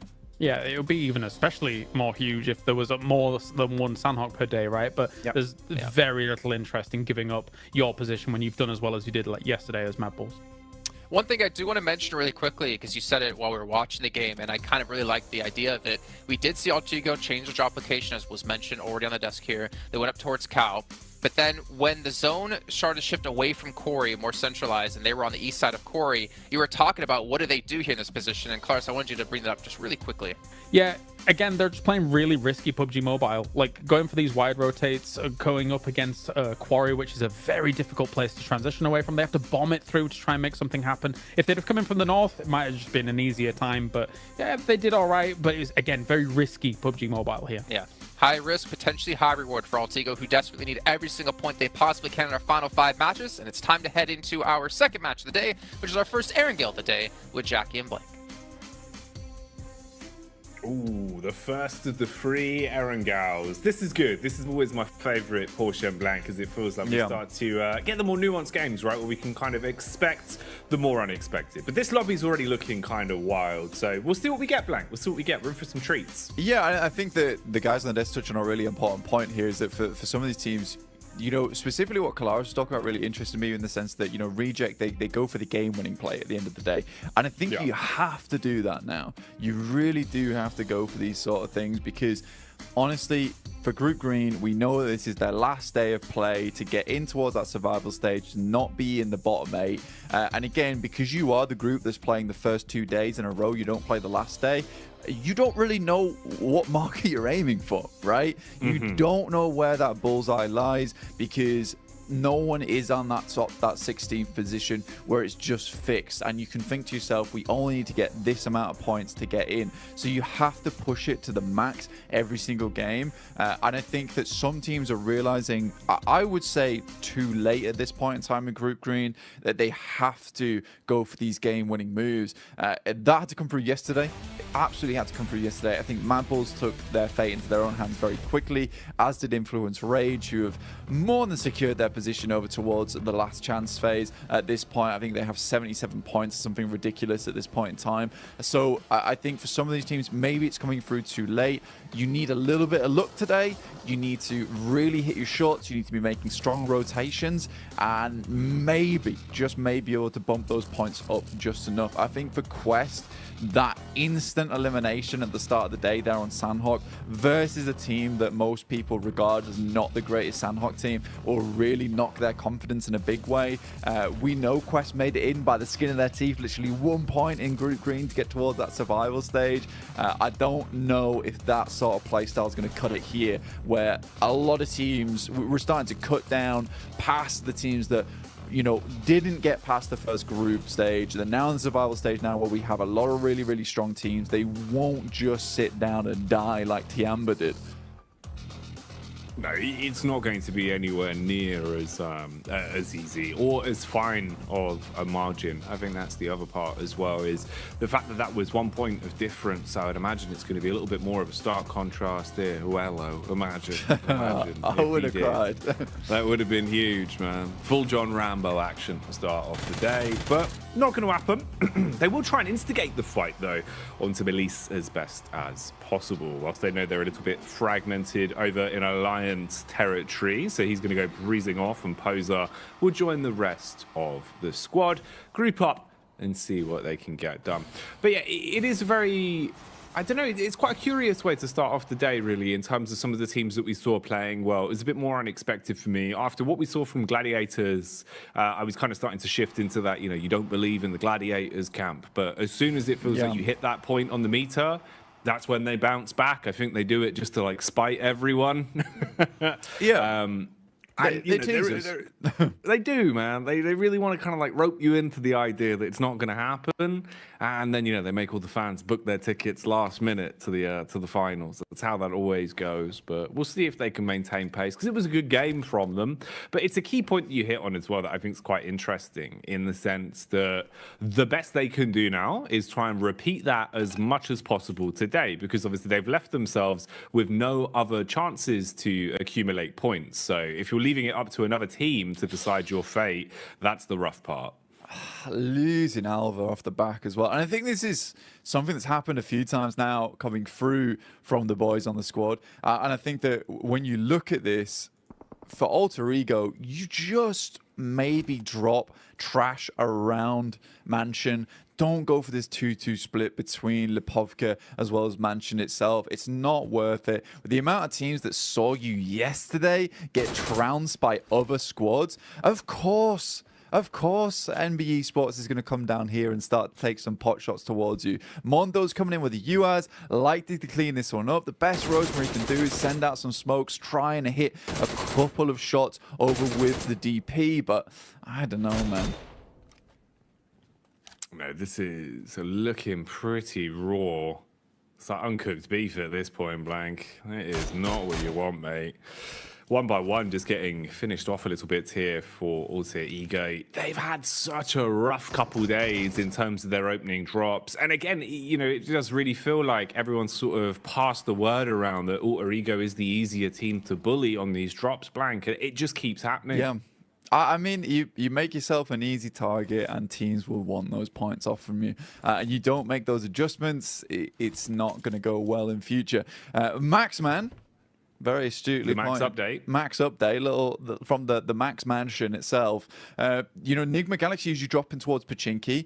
Xavier over in Group Green refused to give up Pachinki whatsoever. They kept dropping there every single time, even on hot drops. But this time around, they drop over towards Severny. They give it up. This is the first time they've never dropped there. And I think for the Xavier, this is actually a really, really important little tidbit to go off the top of, because I like this maneuver. You drop towards Pachinki versus Nigma Galaxy. You know this is a strong team, but right now, you're currently third place, 53 points. Consistency, it can be afforded now. So a Severny drop for Xavier when it's open, completely reasonable, I would say, to go for this team. They know they can get further into the map. They know that they're strong holding in that mid game and then trying to take out teams towards that late game as well, with a little bit of sweeping from the high grounds. So I think this is a really good move from Xavier, and again kind of feeds into that storyline, as if you made those points happen in that first day, you have a lot of room to switch up tactics, to switch up strategies. You know, if this is a case that Xavier would be on like 15, 19 points, they might have considered dropping over towards Pachinki and just trying to push it to the limit down there versus Nigma Galaxy, trying to win out on that hot drop and then going out from there, because those 4 eliminations would be very nice. And you can't really fear that fact of, what if we lose the hot drop? You just have to go and think to yourself, we're going to win this hot drop, we're going to move from there, we'll take that central position and give it some really good rotational paths into the late game. Everyone else in this lobby is just going to get trounced by us. You just have to think that you're a much larger team than you actually are.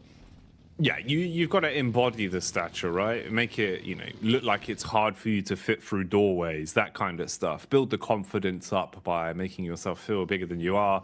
And that was what they did. I mean, even back in Group Green, right? It was kind of them versus Bra was just like the battle of Pachinki every single time, Blank. And DX were willing to fight those down to the bitter end, limping away with one player left if they needed to, or even conceding basically an entire run on one of our games of Erangel just to guarantee that drop. So I like the fact that they've at least moved away from that here and kind of thought, all right, we really did risk it, back then. Now it's a little bit of a different kettle of fish. Let's not go for those sort of plays. So good to see the improvement there and the adjustment as well to be willing to even give up your normal confident drop.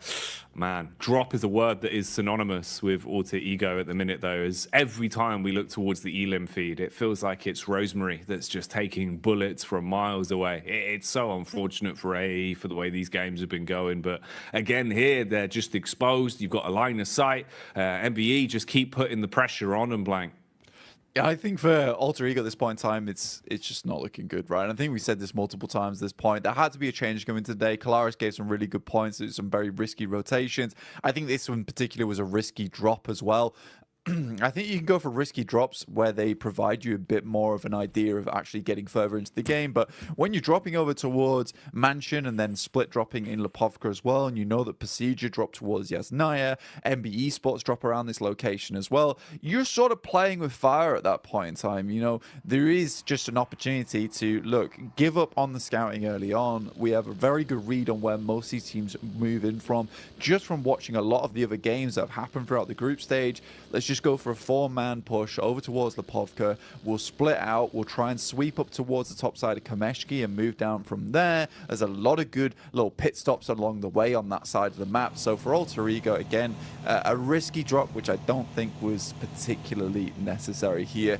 DX Xavier, kind of expected from them. Move up towards northern side, take the high ground control, and play off the back of that one. So I like this from DX Xavier indeed. Mad Bulls also find themselves on the northern side of Yasnaya. Very nice little quick rotate from them and a very hard shift over towards the eastern side, encompassing a lot of water in this one as well. So if teams want to get their feet wet, they certainly can if they want to live out this game a little bit longer. But for most teams, it's going to be either trying to sweep on this northern side or trying to hold towards some of these compounds on the edge. It's kind of a difficult position to play in. Some teams will be afforded some great spots early on if they were able to get here quick enough, but some teams on this outer edge will be struggling to find themselves a home. Yeah, man, this is one that's setting up to potentially be a bit of a community swimming pool circle if it keeps up like this. About 40% water at the minute, so landmass really going to be important to lay claim to early. Try and set yourself up as quick as physically possible and don't leave it up to another squad to already claim all of the compounds. The mass migrations are coming through. You can see everyone starting to make their rotate down towards the zone, trying to get there as quick as physically possible. Bit of contact on some of the players that are playing slightly more defensive as well inside of the compounds, just listening out for where everyone's heading. Mad Bulls stopping for a quick pit adjustment. Meanwhile, we've got the pull-up from Alliance down towards the compound of Rejects, and that nade was tasty, Blank. That was a 3-pointer straight onto the head of OCO. Yeah, certainly painful. In the meantime, Inco is getting picked up by Enigma Galaxy. That's on the south side right now. Both teams were rotating in, so some pretty decent shots, I assume, were being made from inside the vehicle itself. Very much a turret going through right now from Enigma Galaxy, all in one vehicle. Slightly dangerous, but it's worked out for them so far, with Inco taking one knock and a flush off the back of that. In the meantime, Malise Esports situate themselves all the way over towards Lipovka, try and keep themselves as safe as possible. Alter Ego regroup on the coastal side towards the east with 3 players, but surrounded by an N-Hyper as well as the Mad Bulls, who have picked up what I think is one of my favorite positions within the circus, a really nice ridge side that you can play from over on this eastern edge, and keeps you very clear. You do have to worry about some of the teams on the eastern side. See right now, Enigma Galaxy just cannot find anywhere to stay. And this is what I'm talking about. If you come out on the edge here, you are going to be driving around a lot. And it's even more terrifying the fact they're in one vehicle, which is exactly why they try and get into a second, but not before Coops is pulled out of it. And Freak will just have to leave off the back of that. man, it's so unlucky. You see the heads-up play there, trying to dash the smoke can before the drop, so it blooms to at least give him some sort of cover. But unfortunately, Udo Alliance had such a good angle, such a good line of sight onto that position that they've basically just been gifted a freebie. And the situation there worsens even more for them. So you're still driving around looking for a parking spot in a never-ending garage, and there will never be a parking spot blank because everyone is already set up with guns, using these parking spots as compounds to play in.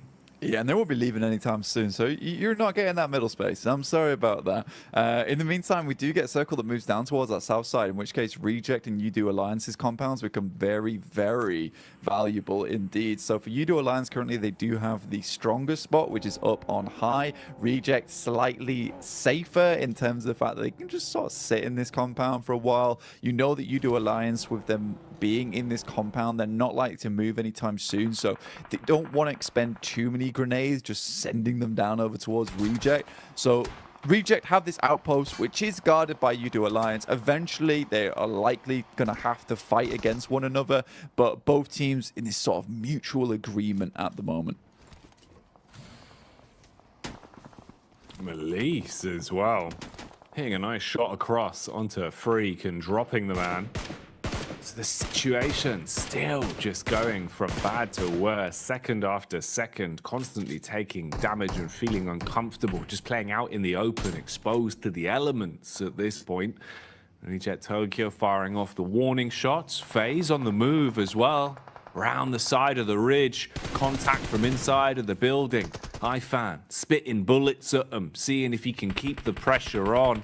Mormon going to dash back with a couple of smokes as well, at least provide some protection. Koi's got the range on it, trying to debate whether or not he wants to engage on this one. If he can hit the shots with such a substantial drop, battle back as well. FaZe constantly just taking damage from either side now. A lot of HP being licked off them as well. So this could start getting a bit rough for FaZe, Blank, if they can't find a way to calm this one down. Yeah, and Hyper has got so many angles on you. GK first over towards the shack right now. Jifan taking shots from inside the building. FaZe have sort of set themselves up in a pretty horrid scenario right now for themselves. Hyper looking to potentially regroup, but again, GK first comes in with another clutch shot over towards Mela, in which case they might just send towards this. The blue is pushing them in, and an opening knock like that is absolutely gorgeous for them.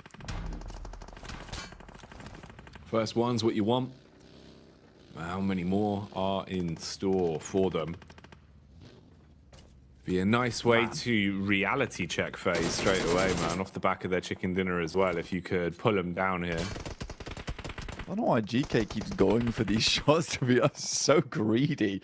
Looking to finish off Melee. You can kind of understand why he's going for it, though. You don't want to let that player live. They are able to finally flush him out, but two players out in the blue right now, and FaZe currently have pretty good shooting angles over towards them. Koi luckily does find another on Mormon. He's so up close and personal, taking a lot of shots. There's not a lot of support coming through. Ventores understands that he too needs to get a move on, and quite quickly with the circle moving in. Very, very quick movements all around the block for Hyper, but this has been a sort of a crazy push from Hyper, locking both FaZe and them to their dooms.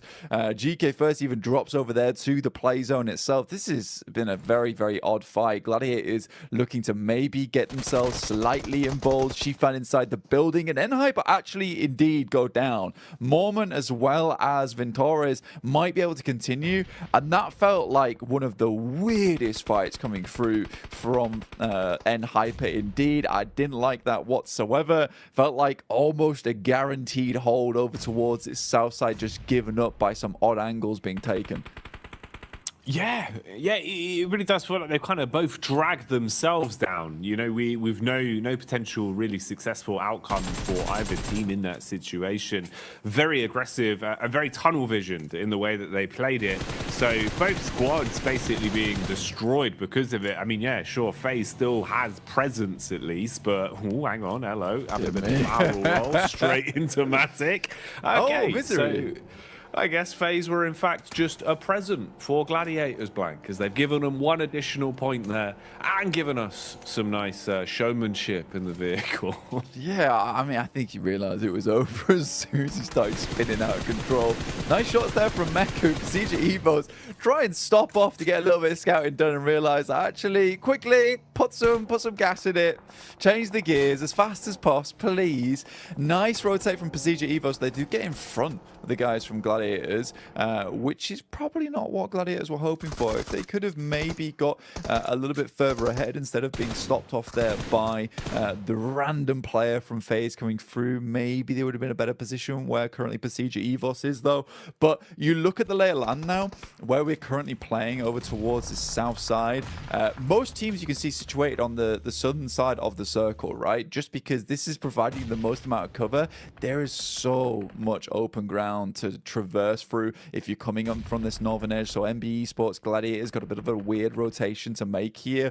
Gladiators could take the fight here versus Pasija Evos and potentially move off from the back of it. There's going to have to be some good nades, and Kitsune does not spot the player off towards his left. Ooh, Kitsune engaging with the nades early, looking for the jump down. Nice. He was ready for that one, Blank. Instantly spots Redface and will leave him quite red in the face after that uppercut from the DBS. Zerich from absolutely miles away, looking to get involved with this fight where possible, scanning the hillside with his eyes and keeping a nice understanding of the situation. Meanwhile, here we see MBE starting to dive in an assault inside of the compound. Bullet after bullet, whizzing close by. Nasa now re-aggressing as well, looking to try and push their way back through. Spam up close. Fist boy cut. Not looking too good for him though, as he'll go down to the spray. How on earth is he still alive with a trickle of HP, Blank? It felt like he was trying to 1v4 that with nothing to his name. I mean, Xenox did an incredible job there, but his quest coming in over towards Reject. They're holding on as best they can, and the crash is just not working out. Luther immediately gets inside. They want to keep hold of all four members here. They know they've got a strong position to be working with. Duello moves in, tries to clear out the player, but he gets a nice little sideswipe back in towards the door. Finally, it's over, as Tixi will pick up an elimination over towards Fahidan. But 6 eliminations for Gladiators. Once again, a pretty decent result for this squad. They'll have to push on through, potentially third partying down towards this position on Reject could be a good idea, but even Meku still putting on the hurt versus Inko, holding on whilst Kitsune scouts towards the western side of the circle. This is far, far better for Gladiators so far. You can tell the teamwork is here. Yesterday they just felt so disjointed. They're just fighting as well, Blank. I think that's the one big difference, right? Is we're seeing them play so confidently now where they're actually pulling up, looking like they're going into these engagements with the idea being to win them, with the idea being to get elims. Whereas yesterday, it felt a bit timid. It felt like they were playing inside of a box and kind of waiting for teams to come towards them. So I'm glad to see it. Definitely a much needed facelift for Gladiators, looking a lot more like the side that we like to see, at least. A lot of movement going on now as well. Bit of reshuffling. There's a ton of commotion down here. So everyone's kind of ringing the proverbial dinner bell, if you will. And it started to bait in the rotators, the mandem that want to pull up and try and squirrel away some of the points. So let's see if that'll be a potential outcome here. Roadside shenanigans for NBE. Meanwhile, Melise engaging on Origo. That was big, Blank. Nice nade to open it up. Yeah, an absolute chunky nade as well. Kisyu looks for another, sends it in, but Origo is chucked away just for the time being. Smoke's been dropped down by Melise Esports. They don't want to get caught off on the side here. In the meantime, Becker on his lonesome trying to take down the rest of DX Xavier. Does find at least Levi's here, which is fairly impressive indeed. CEO later off in the wings, looking to see if he could spot any of the players here in Lipovka. Alter Ego, they drop in Lipovka itself. This is where they've resided for a very, very long time now, looking to potentially get a little bit more out of it. But Melise have them surrounded. Reject once again, surviving their position, will have to move forward. They know that U-Do Alliance are behind them. U-Do, what can they do in a spot like this, playing on a hillside? Flax adjusting the crosshair, paranoid about the smoke expiring to his left, but wants to prioritize the correct angle, hoping they can get some shots off onto Reject. Once they expose themselves, they've got a three-pronged smoke wall blocking themselves at the minute, with the tree geometry providing a bit of cover as well. Slowly pushing their way up past the bushes now, as Lufa will jump in the rotate car. Oh, should have got info on that as well as he drove up. Seems like he knows he could be peeked from the ridge side. So we'll smoke that off and try and cover himself. Clark's up top, Blank. Man's got the DMR as well to work with potentially here. Seems like it's the shotgun also. Nice little DBS for close range engagements. And nades to boot. That could be a bit of a banger. Seems like it should be on target, but slightly off the mark. Yeah, you really need an airburst here, but a nice shot comes through, and I think that's from MBE Sports actually over towards Udo Alliance. The Gladiators continue to lose members. Squash finally does go down off in the distance. And the circle does center up and confirm up towards Lepovka. So any team that made that decision early is happy about it. But look at this. Udo Alliance is losing members left and right, but the drop shot will at least keep them alive for a little bit longer. But the drop shot just ends up with them being dropped themselves. Udo Alliance out and Reject up to 5 eliminations. A very different face on this team, looking more Oni-esque today. Demonic coming through from Reject.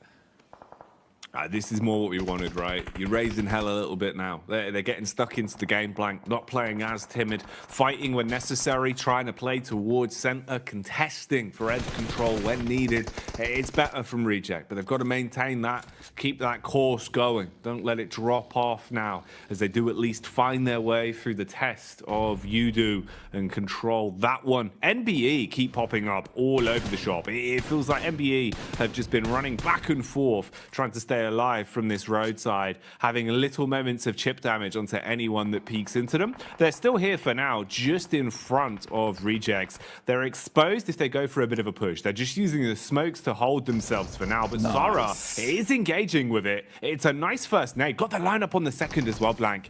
The nades alone could be enough to deal with them. Man, the long arm on Sara is looking good, but nasty shots coming in from Nakaze through the smoke, takes down a fair few of them. Now Duello left to challenge versus Nakaze off in the distance. Nice shot on the edge, but quickly cleans them all up. And what a clean finish there from Nakaze at the end. It looked like it was all done and dusted for the squad, but fantastically well held out by Nakaze. Gladiators still at 4 players alive, but one of the final teams to be on this northern edge alongside them and NBE Sports. Mad Bulls up to 5 eliminations, Gladiators up to 8. They're doing good here. You asked about a bit of a repeat. We even heard about the dinner bell, and so far Gladiators have been hitting us with some nice mashed rotators at the moment. These rotates have been clean. Whatever they're cooking up today, Blank, it looks like it is fresh, not frozen. Nothing being reused here. Ooh, turning up the heat though as the kitchen metaphor continues. Have to get out of that one. Melise set ablaze, couldn't handle it. Kiss You dropped as the M4 will give him the damage. Business being done. Mad Bulls close by as well. They can start to breach and clear. Take the players out that are inside of these buildings now, but Frozen crumbles. He cracks under the pressure on the contact. And it's all getting a little bit sheepish. Constant damage being fired out by Gladiators, sure, but no one wanting to make the first mistake. You have such a sheer number of squads all close, shoulder to shoulder inside of these compounds, with only Gladiators being able to complete the push down towards the beach side. They're in a pretty dream spot right now, and it's going to be so much harder for this heat map of teams we can see all on top of each other inside of the neighborhood. A nasty neighborhood, Blank. They're not friendly neighbors. Not at all. Everyone's just leaving some horrid messages on one another's doors right now. People just aren't picking up the newspaper. They're turning the Amazon delivery guy away. They will not be handing that through the post box to their next door neighbor at all. But for Gladiators, what an incredible circle for them. Moves up towards this north side, and they've had direct contact with a lot of these teams on the southern edge. What's great about this rotate from Gladiators as well is that they forced out the Mad Bulls from this position just with sheer sheer firepower. Up to 9 eliminations, set 50 points after the back of this game, just around about 18 points behind Mad Bulls, who we know had a great day yesterday. This has been very, very good stuff from the Gladiators. And again, it's that pressure off in that first game that allows you to succeed later on. They're moving in over towards MBE Sports. Sec, barely any HP. The vehicle flies over the top and Tixie's there on a Kaze. He's quickly put down and MBE Sports is out. Oh my goodness me, Gladiators are fighting. What are we watching, Blank? Is this a Michael Bay movie? Because that was a blockbuster. They come flying through the air, hit the griddy on that one as the shot connects mid-movement, and then they just continue on as well. This is ridiculous. Meku and Kitsune just putting bullets down range, Blank. They are farming. This was a great move from Meku as well, mate. They left him behind on the side swipe just in case anyone was between the trees. Likely Meku's going to be a sacrifice in this situation, but he's got great lines of sight over towards Duxan, providing very, very difficult terrain for Duxan to deal with. They step out of the way of the bullets from Kitsune as well as Tixie and Matic. They step directly into the bullets from Meku, who's very much safe on this outer edge. Luckily, Zipian is able to get some shots back over towards Kitsune, but it's just Meku and Tixie lighting them up. They're the Hydra right now, Blank. It feels like if you sever one head, 2 more will grow back in its place. That's what Gladiators are doing right now. A single knock results in them finding 2 elims, or the elims could keep on coming as well, but maybe it'll go in favor of Mad Bulls as Alter Ego wanted to try an ego challenge, but they go down quick. They've got cinder block shoes on that one as Melise third party and Mad Bulls hold on to their compound. Gladiators, though, still showing that they're handy with the sharpened steel, slicing their way through anyone that peeks into them. Now just pushing up the road to close down these and make sure these eliminations are theirs for good, Blank. Yeah, Tixie flies over towards that position, has the M4 in hand. Lovely nade over the top as well. Finds Hoxie. Now just Binny in the back here. Another nade flies over the top. Nice little Molotov. Will shoot underneath the vehicle. Has eyes on. Just needs to hit these shots now, but is sort of being cut off by the fire, by the smoke. Stands up to try and hit this one. The step out is there and Tixie gets taken down. Meku left remaining for the squad, but honestly, with the amount of damage the Gladiators been able to do, they've just been looking for those eliminations. We talked about this early on as well, Jackie, in the sense that eliminations desperately what you need. This is what you can confirm in these games. This is what you know you can handle, and I appreciate that they're just fighting for them.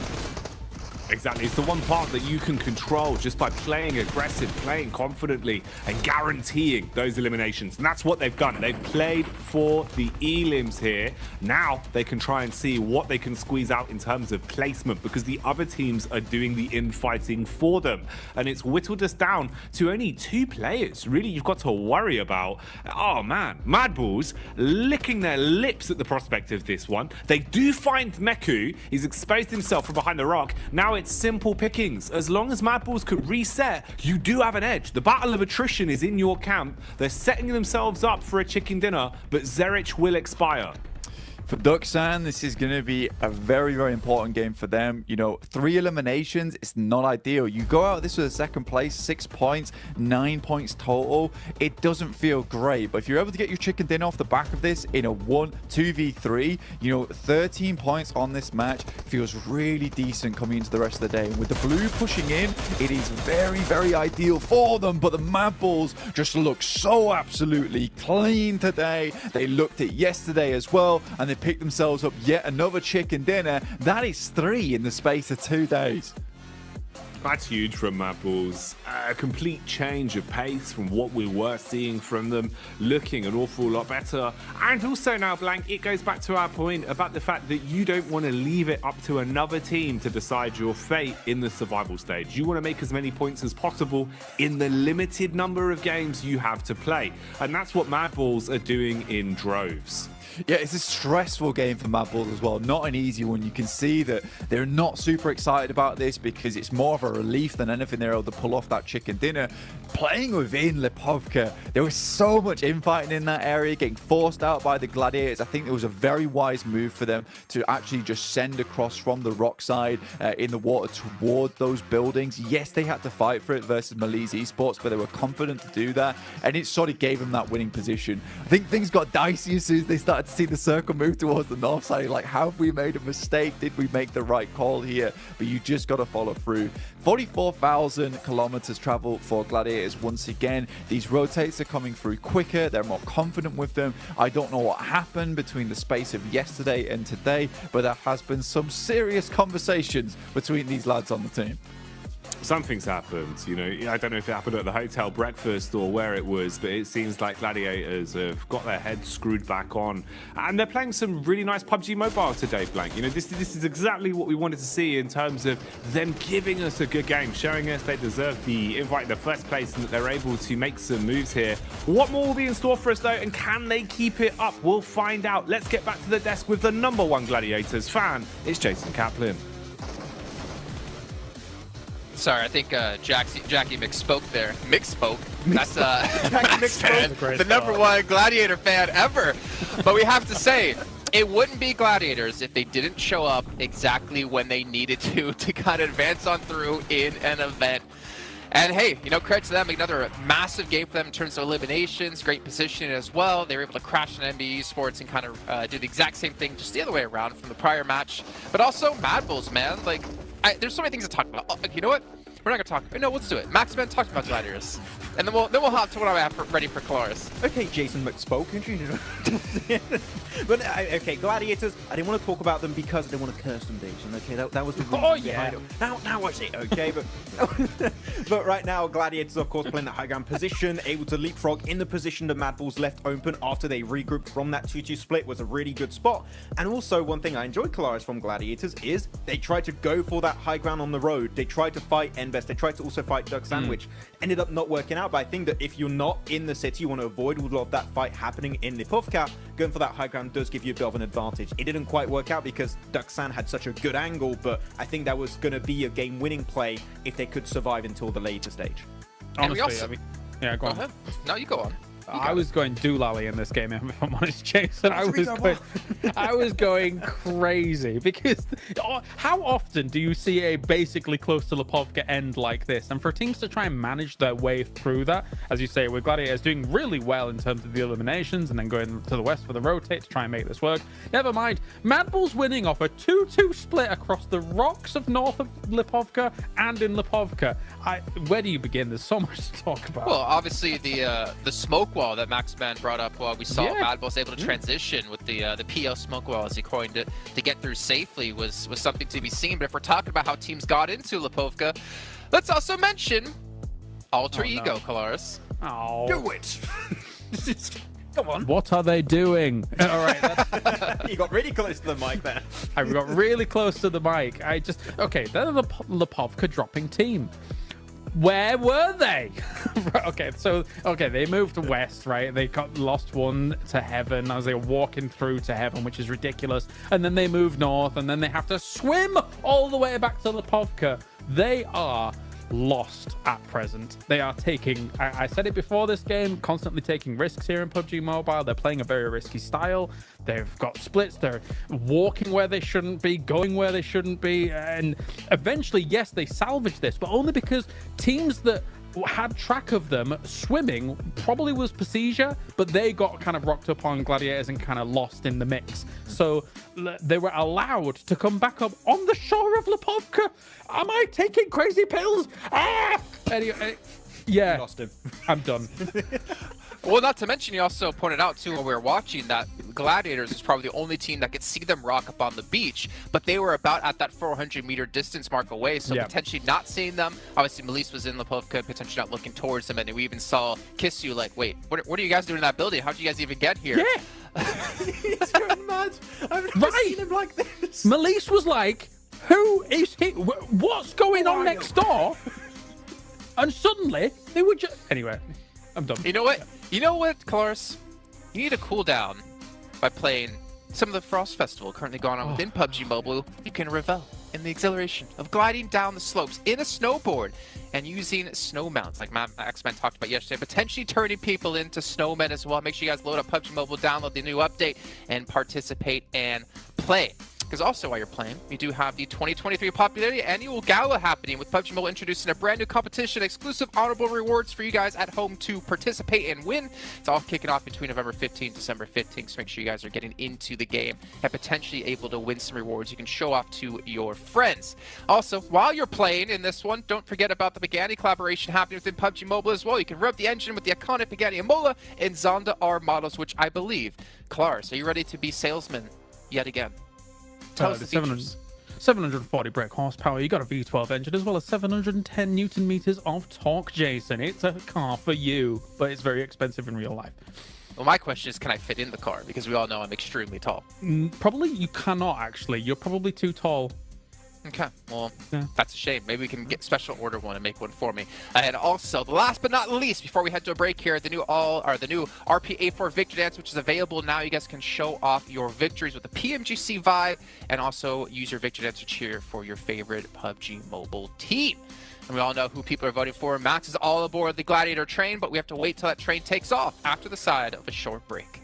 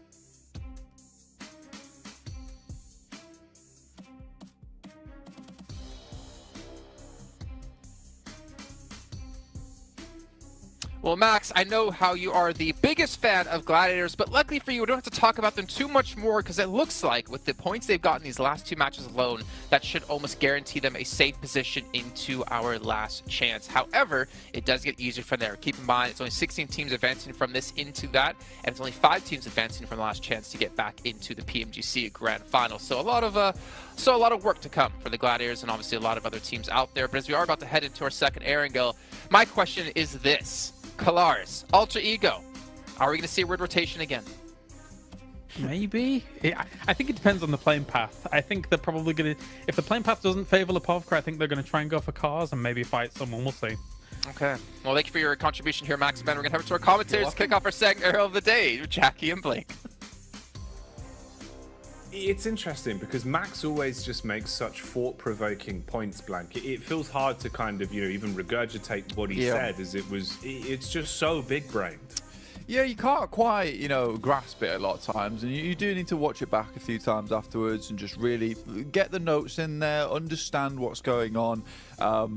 But I'll have to do that after the show, I think, as well, really. Well, it was a big segment. It was a big segment. Yeah. We don't have time right now to... I'd have to get out the notepad. We can't break it down. Highlighters. Yeah. No, it's just not possible. It's just not possible. But obviously, Jason just said Gladiators will win, so I get where he's coming from. Yeah. That was very clear that Jason said that Gladiators would win again.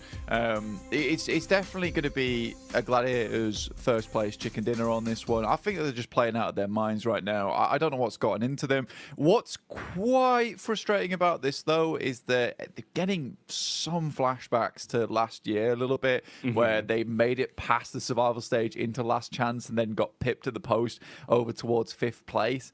And I don't want all the thunder to come now. I would quite like some of it to be reserved, keep a little bit of that lightning in a bottle for the last chance phase. But again, they've just started stepping up now. I don't know what I'm talking about, really. Keep going, I guess, for the time being. I do like the idea that you've gone, okay, well, look, you're doing pretty well right now. let's slow that down. Slow it down. Look, you know, if you get too big for your boots and set the bar too high, you're not going to make it there again. And they're like, this is interesting. You are right. The thing is, we have such an intimate relationship with this team because we commentate them all the time right over in EU. So we sort of know their tendencies. They can be a frustrating squad to watch a lot of times. But there are a lot of confusing. Yeah, it is confusing. There are a lot of other great teams in this lobby so far at the moment. I mean, Reject have certainly started to pump things up just a little bit. I don't think we're quite at Reject levels of green so far, but we're definitely getting there. And I mean, it all came from that simple interview that Sarah gave, which was literally the most base thing he could have done, which was, we're not going center enough. And then they went center and won a bunch of games. They're doing that again here. It seems to be working reasonably well too. So I think that they've just kind of shedded that mentality of like, it's not going too hot for us right now. Let's just go center. We'll just play our game and see what happens. And I think that's what a lot of teams are starting to do now, which is really, really good to see. You have to get out your own head here, especially if anyone who's in green right now in this last chance scenario. You just have to play out these matches. I was going to touch on Alter Ego. I'm not gonna, and it's tainted, unfortunately. I would have loved to have seen that team do a lot better, but we'll wait. We'll wait and see. We'll see how things lie at the end, right? Because I think we've kind of beaten the horse on that one, really, in the way the games. They're already being beaten. That's what I mean, but it's just not worth it. But it is a shame. I do agree with you in that sense, where it feels like, especially for sort of the storyline and the narrative as well, with like the interview we had with Rosemary way back on, I believe, day one of the entire event, and how they were looking like they were playing. I was expecting a landfall for them, Blank. I was expecting it to go well and for them to go from strength to strength. But they were definitely struggling today. What have they got up the chops? Anything hidden? Anything else? Maybe we'll see. If it's going to come out, this is probably the best time to do it, right? You're kind of leaving yourself with very limited chances. We've got 3 games, this Erangel and then 2 Miramars, and basically preceding that, that's the end for you to actually accumulate any points. You're just leaving it in the hands of other teams. So we'll find out. We'll see where we're going with it. Mad Bull's been looking a lot better, though, Blank. It's been fun to watch Mad Bulls, which is nice to say. Even if they don't look exactly ecstatic every time we see him on camera. Tulicker, honestly, didn't look too pleased with his win. But I think that was mostly just like stress and relief of going, okay, we needed it. At least we have a win. If they can just keep that up, that's probably the ideal scenario. But they need to drop that stress. They did seem a bit on edge. Yeah, come on. We need to get the team masseuse in, right? Massage those worries away. Because right now, I do think they should be a little bit more elated than they actually are. I know that sounds crazy. I have just said in a different manner, be happier, which isn't always as easy as it sounds a lot of times, as we know. And I think for Mad Bulls, realistically, they're doing really well. And I think they should be proud of themselves so far. I think they also understand that they need to keep a little bit of lightning in the bottle saved away for that last chance phase. Right now, I think they should be very pleased with where they've placed. They're currently in first. Obviously, Influence Rage still has another day to play. And I think, all things considered, by the end of it, Influence Rage will be on top in terms of the standings. But Mad Bulls certainly done more than enough to secure their position at this point. The rest of these games now, for them, it should just be study, right? Maintain this kind of play style, maintain this kind of pressure on the rest of the squads, because more than likely you are going to have to play against quite a few of these teams again in the last chance. So the more they can stake their claim on positions around the map, the more they can stake their claim on these rotations and be a team that some of these other squads may be a little bit scared to run into. You do have that small advantage in the last chance where you have that kind of don't mess with me factor. Don't mess with me. God, it's like a late night walk home, Blank. And you're like, well, I do not want to mess with that man. I mean, that's a good vibe to give off, It definitely would increase your protection a bit. It is true, yeah. I mean, I just say it to myself as I'm walking down the street sometimes. That's how it works. Don't mess with me. Don't mess with me. People are like, The idea Daddy, that guy's talking to himself. That's what I mean. Just muttering under your breath. Don't mess with me, mate. Don't mess with me. Yeah. People just walking by. Excuse me, sir. Do you need help? Don't mess with me. All right. Yeah, it's less that I'm giving off hard man vibes and more that I'm giving off that I need to be in an asylum vibes, which isn't ideal, but it seems to work. Hey, look, to each their own, Blank. You know, unorthodox strategies do seem to work best. If your enemy can't prepare for it, you know, how can you? I suppose. Yeah. In some way, that's a sentence. He's done a 720 kickflip roundhouse. Oh my lord! Didn't see that coming. The standard is a 360. Yeah, this is wild. Look at the man doing ollies in the car. That's illegal. Right, put the skateboards down. Yeah. Bloody hell. We need to get back in the game here, and some of these teams definitely need to get a rolling. Certainly towards that bottom side of the lobby, we're looking at N-Hyper, Udo Alliance. Nigma Galaxy sort of are disappointing us so far, I would say. And I mean, they're on our screens right now. Regiocio will take down Lord from Nigma Galaxy. And again, they keep just hemorrhaging members, I would say, on their rotates. You know what? I didn't actually get to talk about this last game, but I will talk about it now, is that some of their rotates feel extremely greedy. I think that last match, most of the teams on that south side realized that, look, if we're on the edge already, I mean, they were rotating in from, what was it, Milta. They were battling out versus Inco early on.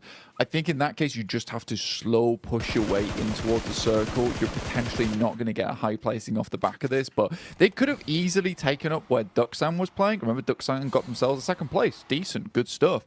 Yet they just drove around in that one vehicle, dropped out for a second one, lost Coops in the process, kept driving around to try and find another central position. And I think at that point, you just have to realize that this is not working out. Teams aren't just going to let you free roam anymore. No, it did feel like one of those where, you know, you're kind of thinking, you've thrown that away a little bit. You know, you did have a potential to try and see what you could actually get out of the game, whereas instead, I agree with you, the rotation was a little bit careless, and potentially even just the idea to jump out at that point. You know, you're only going to delay yourself even more in terms of like the startup time for the vehicle to actually get away, right? And it just meant they went from a 4, stuck in a very small camper van, to a 3, still sharing just the one small camper van. Wasn't ideal. A couple of pot shots been going out here, though. We've seen a little bit of damage coming across. Mad Balls have suffered 1 knock as well, so at least they're seeing what they can do to patch up the situation. Here's one for you as well, Blank. When we saw that first knock, it was Raging OCO in the car, and he bonneted someone. Call that Road Rage OCO. Oh, yes. I like that. Yeah, go on. We love to see it. He was doing an ollie in the car over his head. It was good stuff. We enjoyed it. We love to see it. For Reject, not quite towards the central right now, but a single elimination, that'll do the trick. They'll be happy, pleased with that one. DX Xavier also pretty pleased. Their position up towards Severny, right? You know, they don't drop Pachinki, but they get themselves a fairly good position to work their way out from. They've got a lot of positions they're currently holding on to. Now, DX Xavier, typical rotational path up towards this northeast side. So for them, again, we'll be going for something like that. Gladiators are just cutting straight through them, though. A bit of a dangerous push, I would say. I mean, you still have Tixi and Matic on the backside here with Kitsune and Meku going for this scout early on. You can see them starting to get a little bit squeezed here by the hydraulic press of teams, and the rest of the squad just is nowhere near to support. This is a greedy rotate, and I think for anyone in this location, I would be trying to spot out some of these stragglers, trying to take pot shots towards them as they move through. Again, Ralph out of the vehicle, taken down by Nasa. This is very bad news bears right now for Nigma Galaxy, and I think this is something that we sort of saw over towards their group stage as well, is that at the start, doing great. You know, happy days for Nigma Galaxy. Some strong rotations were coming through for this team. However, when you looked at them further in towards the group, their rotations were getting read so easily, time and time again. I think that's the final player from Nigma Galaxy, about to go down soon, but Reject taking a lot of knocks of their own. Gladiators barely surviving themselves, good amount of damage. Meku's on the side, Swan tries to swing out, lovely nade, will take down Meku, and now it's just Matic to try and hold down the door. Well, that's a nice trade, actually. And he's played it smart. He set himself up so that he could try and nade. I thought he was going to get the first off onto Meku with it, but instead engages towards Matic. Matic's basically as good as gone here. No HP, nothing to defend himself with. All off the back of Cluck's nades there. So nice retake on the compound. That was smart in the way he used his utility. And that's unlucky for the Gladiators. So Jason Kaplan's prediction there not coming true, Blank, because they've gone down without a single elim on that one. Got a bit too big for their boots. Yeah, that's what I'm talking about. But they've slowed it down, as I asked them to. Well done. You know, this is more the Gladiators we're used to. You know, going down in the first 2 stages. That's great. Brilliant. Now, do something a little bit more next game. Maybe revert back to, you know, making not the greatest rotations. To be fair, that wasn't bad by any stretch of the word. I quite liked it. Unfortunately for them, I think you make that rotation a little bit too late. You've got players that are not quite on with the vibe there in the backside with Matic and Tixi, who are not up front and personal with Kitsune and Meku. And you just get shot at by teams on the side trying to get in towards that warehouse that UDO Alliance, quite frankly, had already had a lot of control over. Could have gone a different way if Meku maybe had found that second shot, but like you said, some great nades coming out from Cluck there on UDO Alliance. In the meantime, let's have a look at where some of these other teams are playing. MBE Sports up towards that northeast side. Not a huge amount of points found, but they're consistently in the game, right? And I think that's something that's great to see so far on that side. Yeah, they've been making a lot of cameo appearances, you know, even in situations where it's just 1 or 2 elims and they stay alive. It feels that they're always popping up to be a little bit annoying, nip at teams' heels and try and farm the odd points here and there. This is one that feels like it's just a matter of, you know, the chase at the minute. Feels like you're being forced further and further back, and Rejects know they're being hunted on this one. Trying to play with at least some map geometry to give them cover, as NASA are definitely roaming quite far out and looking to gain a good understanding of where everyone is stationed, using the reconnaissance of Xenox here with the one vehicle as a bit of a scout, and then having a backup position to fall back towards. Freak's actually still alive as well, Blank. All right, yeah, so that's just the one man that remained. I mean, his entire team basically got picked to pieces instantly. So I suppose it's best case scenario, how far can he go, right? Because looking at a placement game with this one, it's pretty early. Going to be a while on the stopwatch before we come back to that point. Yeah, I do think it definitely comes back to that case of Enigma Galaxy. A lot of their rotations getting read into towards the end of their group and not making too many adjustments off the back of that. Again, even in their group, there was a lot of feeder teams down towards the bottom as well, which just allowed them to make these rotations. And I think you try and do the same thing again here in the survival stage, where every single team is very willing to take shots and has great gun skill. Remember, these are the best teams in the world, all fighting out for a place in the grand finals to really display what their region, what their team has to offer to everyone that wants to watch. So I think that for Enigma Galaxy, again, it's just a case you can't just randomly rotate over heals. You need to have a bit of scouting going on. You need to ensure you know exactly where some of these teams might be playing, so you can angle yourself in such a way that you can cross and be out of the line of sight of some of these squads that might take shots towards you. If we see it again on that next match from Enigma Galaxy, where they make a random rotate like that and start losing players out the back of the vehicle, I would be fairly remiss to say that this is another team that's feeling like they're going to be in the bottom 8, because I don't sense an adjustment coming through tomorrow. No, I don't know how you'd give the whole squad a facelift in such a short space of time, right? I don't really think there is enough adjustments that could be made to really change things around quick enough. That's the problem. It feels like we're already getting to that point where, you know, the fine line, Blank, of squads that haven't already accumulated points, especially from Group Green, right, with how tomorrow is going to go. You're not even being there to make a case for yourself, just having to sit pretty and sit on your laurels of the points you've already accumulated. Definitely for a good majority of our squads now, we're seeing that they haven't been able to cut the mustard, haven't been able to really build enough points. But there's been a bit of a change positively for a few of them. At the minute, though, we'll see how things go right here, right now. We'll stick to the facts that we're being given. Again, Reject Tokyo look to try and get themselves a bit more center and try and set up early. Melisse are also on the move down, but most likely have to bypass their way through DX. Roadside setup from MBEs as well, as they've got contact.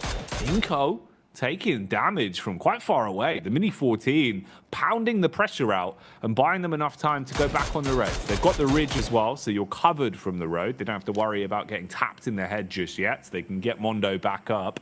But what's the game plan here? How are they going to play this one?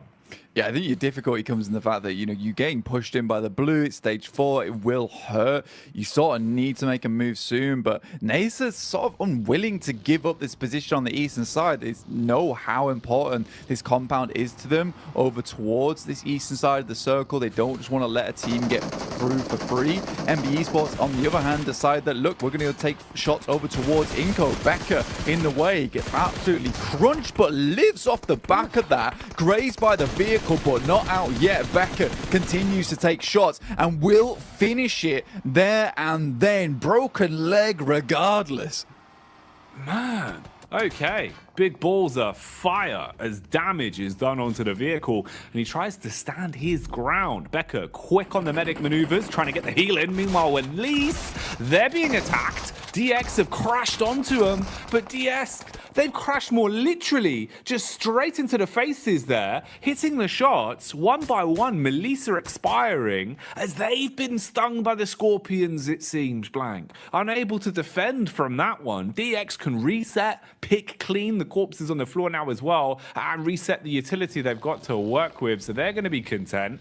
Meanwhile, back on the move, Xenox, he's been pretty damn quick with his scouting. He's been able to take some point man positions and look to get the damage out early. Again here, setting his focus towards the bridge. Wants to put pressure on Squash, who's so low, outside the play zone as well. So a single bullet he was hoping for, try and make that elimination his, doesn't go his way. Backs off with at least the read and tries to play with the rest of the team. Vitali, he's got a read on him.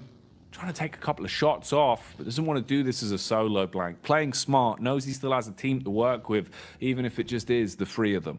Yeah, Blue's really being the big pressure point right now for Inko, because they've got to move further in, but they know as soon as they start to head over towards the top side of this lip, they're going to be in the angles of a lot of other teams that are inside the lobby. Freak here trying to hold his own up towards the Wizard Tower. You can see off towards his western side, you got Duxan as well, but Becker very happy to try and take this fight with an incredible hold versus these other squads. Freak, though, takes down Vitali, looks for another, but won't get it and will fall himself. So Enigma Galaxy come away from this game with a 1 single point, up to 6 now. So a 2-point average for Enigma Galaxy so far. Feels pretty horrible.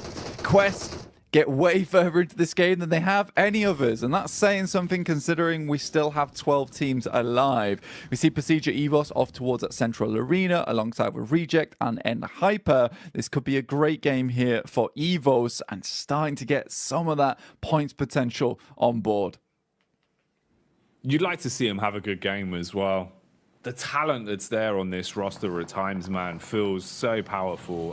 When it's a good sort of mix-up for them as well, when they come in playing off each other's comms very nicely, it's very fun to watch. So having a center position, having firearms in their hands as well, we'll see if they can bring the heat, if they can command respect the longer this one goes on. FaZe back on the move as well, looking to set themselves up as the smokes will be cast out bit by bit. Redface looking like he wants to try and at least have info on this, get the eyes on the situation. The engagement here, though, is pretty easy to clean up versus what remained of Inko. One by one, they have been broken and bruised there. So the Brazilian side removed from the situation now as they'll go out again. That's unlucky in the end there. Inko, of course, fought hard to even make it here, Blank, and they are getting a little bit bullied. Similar sort of things have been happening to Alter Ego. Again, pressure applied on them. Fnatic from the side at least assists where possible, but he's got to scurry off, got to reset on this one now. Yeah, it's good potential here for them to hold out DX Xavier, right? But at the moment, it's not looking too good. Holds on the spray from quite a while, but at least does find the shots over towards Lamborghini, laying him low. Outside the circle will delay them a lot, making this very uncomfortable for the squad of DX Xavier to make it in. Pasija Evos taking shots over towards FaZe, who are currently huddled up over towards a very, very small shack at the moment. The shots even coming through from Spec here on Nasa. But Pasija Evos currently sat at 28 points in 11th place. Is a team that definitely needs to put some more on the board here. I think for Pasija Evos, they have a lot of history on this team, right? And I think a lot of Indonesian fans would be very excited to see this team go through to the PMGC Grand Finals, specifically just to be able to see the Twins there on the grand stage once again. But 28 points, that won't cut the bacon just yet. They need a little bit more on board, and with this very central position they currently hold on to, this is a fantastic game to rack up some big elimination points, to rack up themselves a good amount of placement points too. You know, this should be a second, third, first place game guaranteed. It needs to be. It needs to come to fruition in that manner. Setting themselves up nicely on this one. So can they coax it out? Can they force a big point scorer from this one? And what's going to happen here in the close quarters engagement with so many teams shoulder to shoulder, all pushing further down? As soon as that zone starts nipping at their heels as well, it will cause problems. Isn't much breathing room, so you've got to fight for what you want. Pushing in now on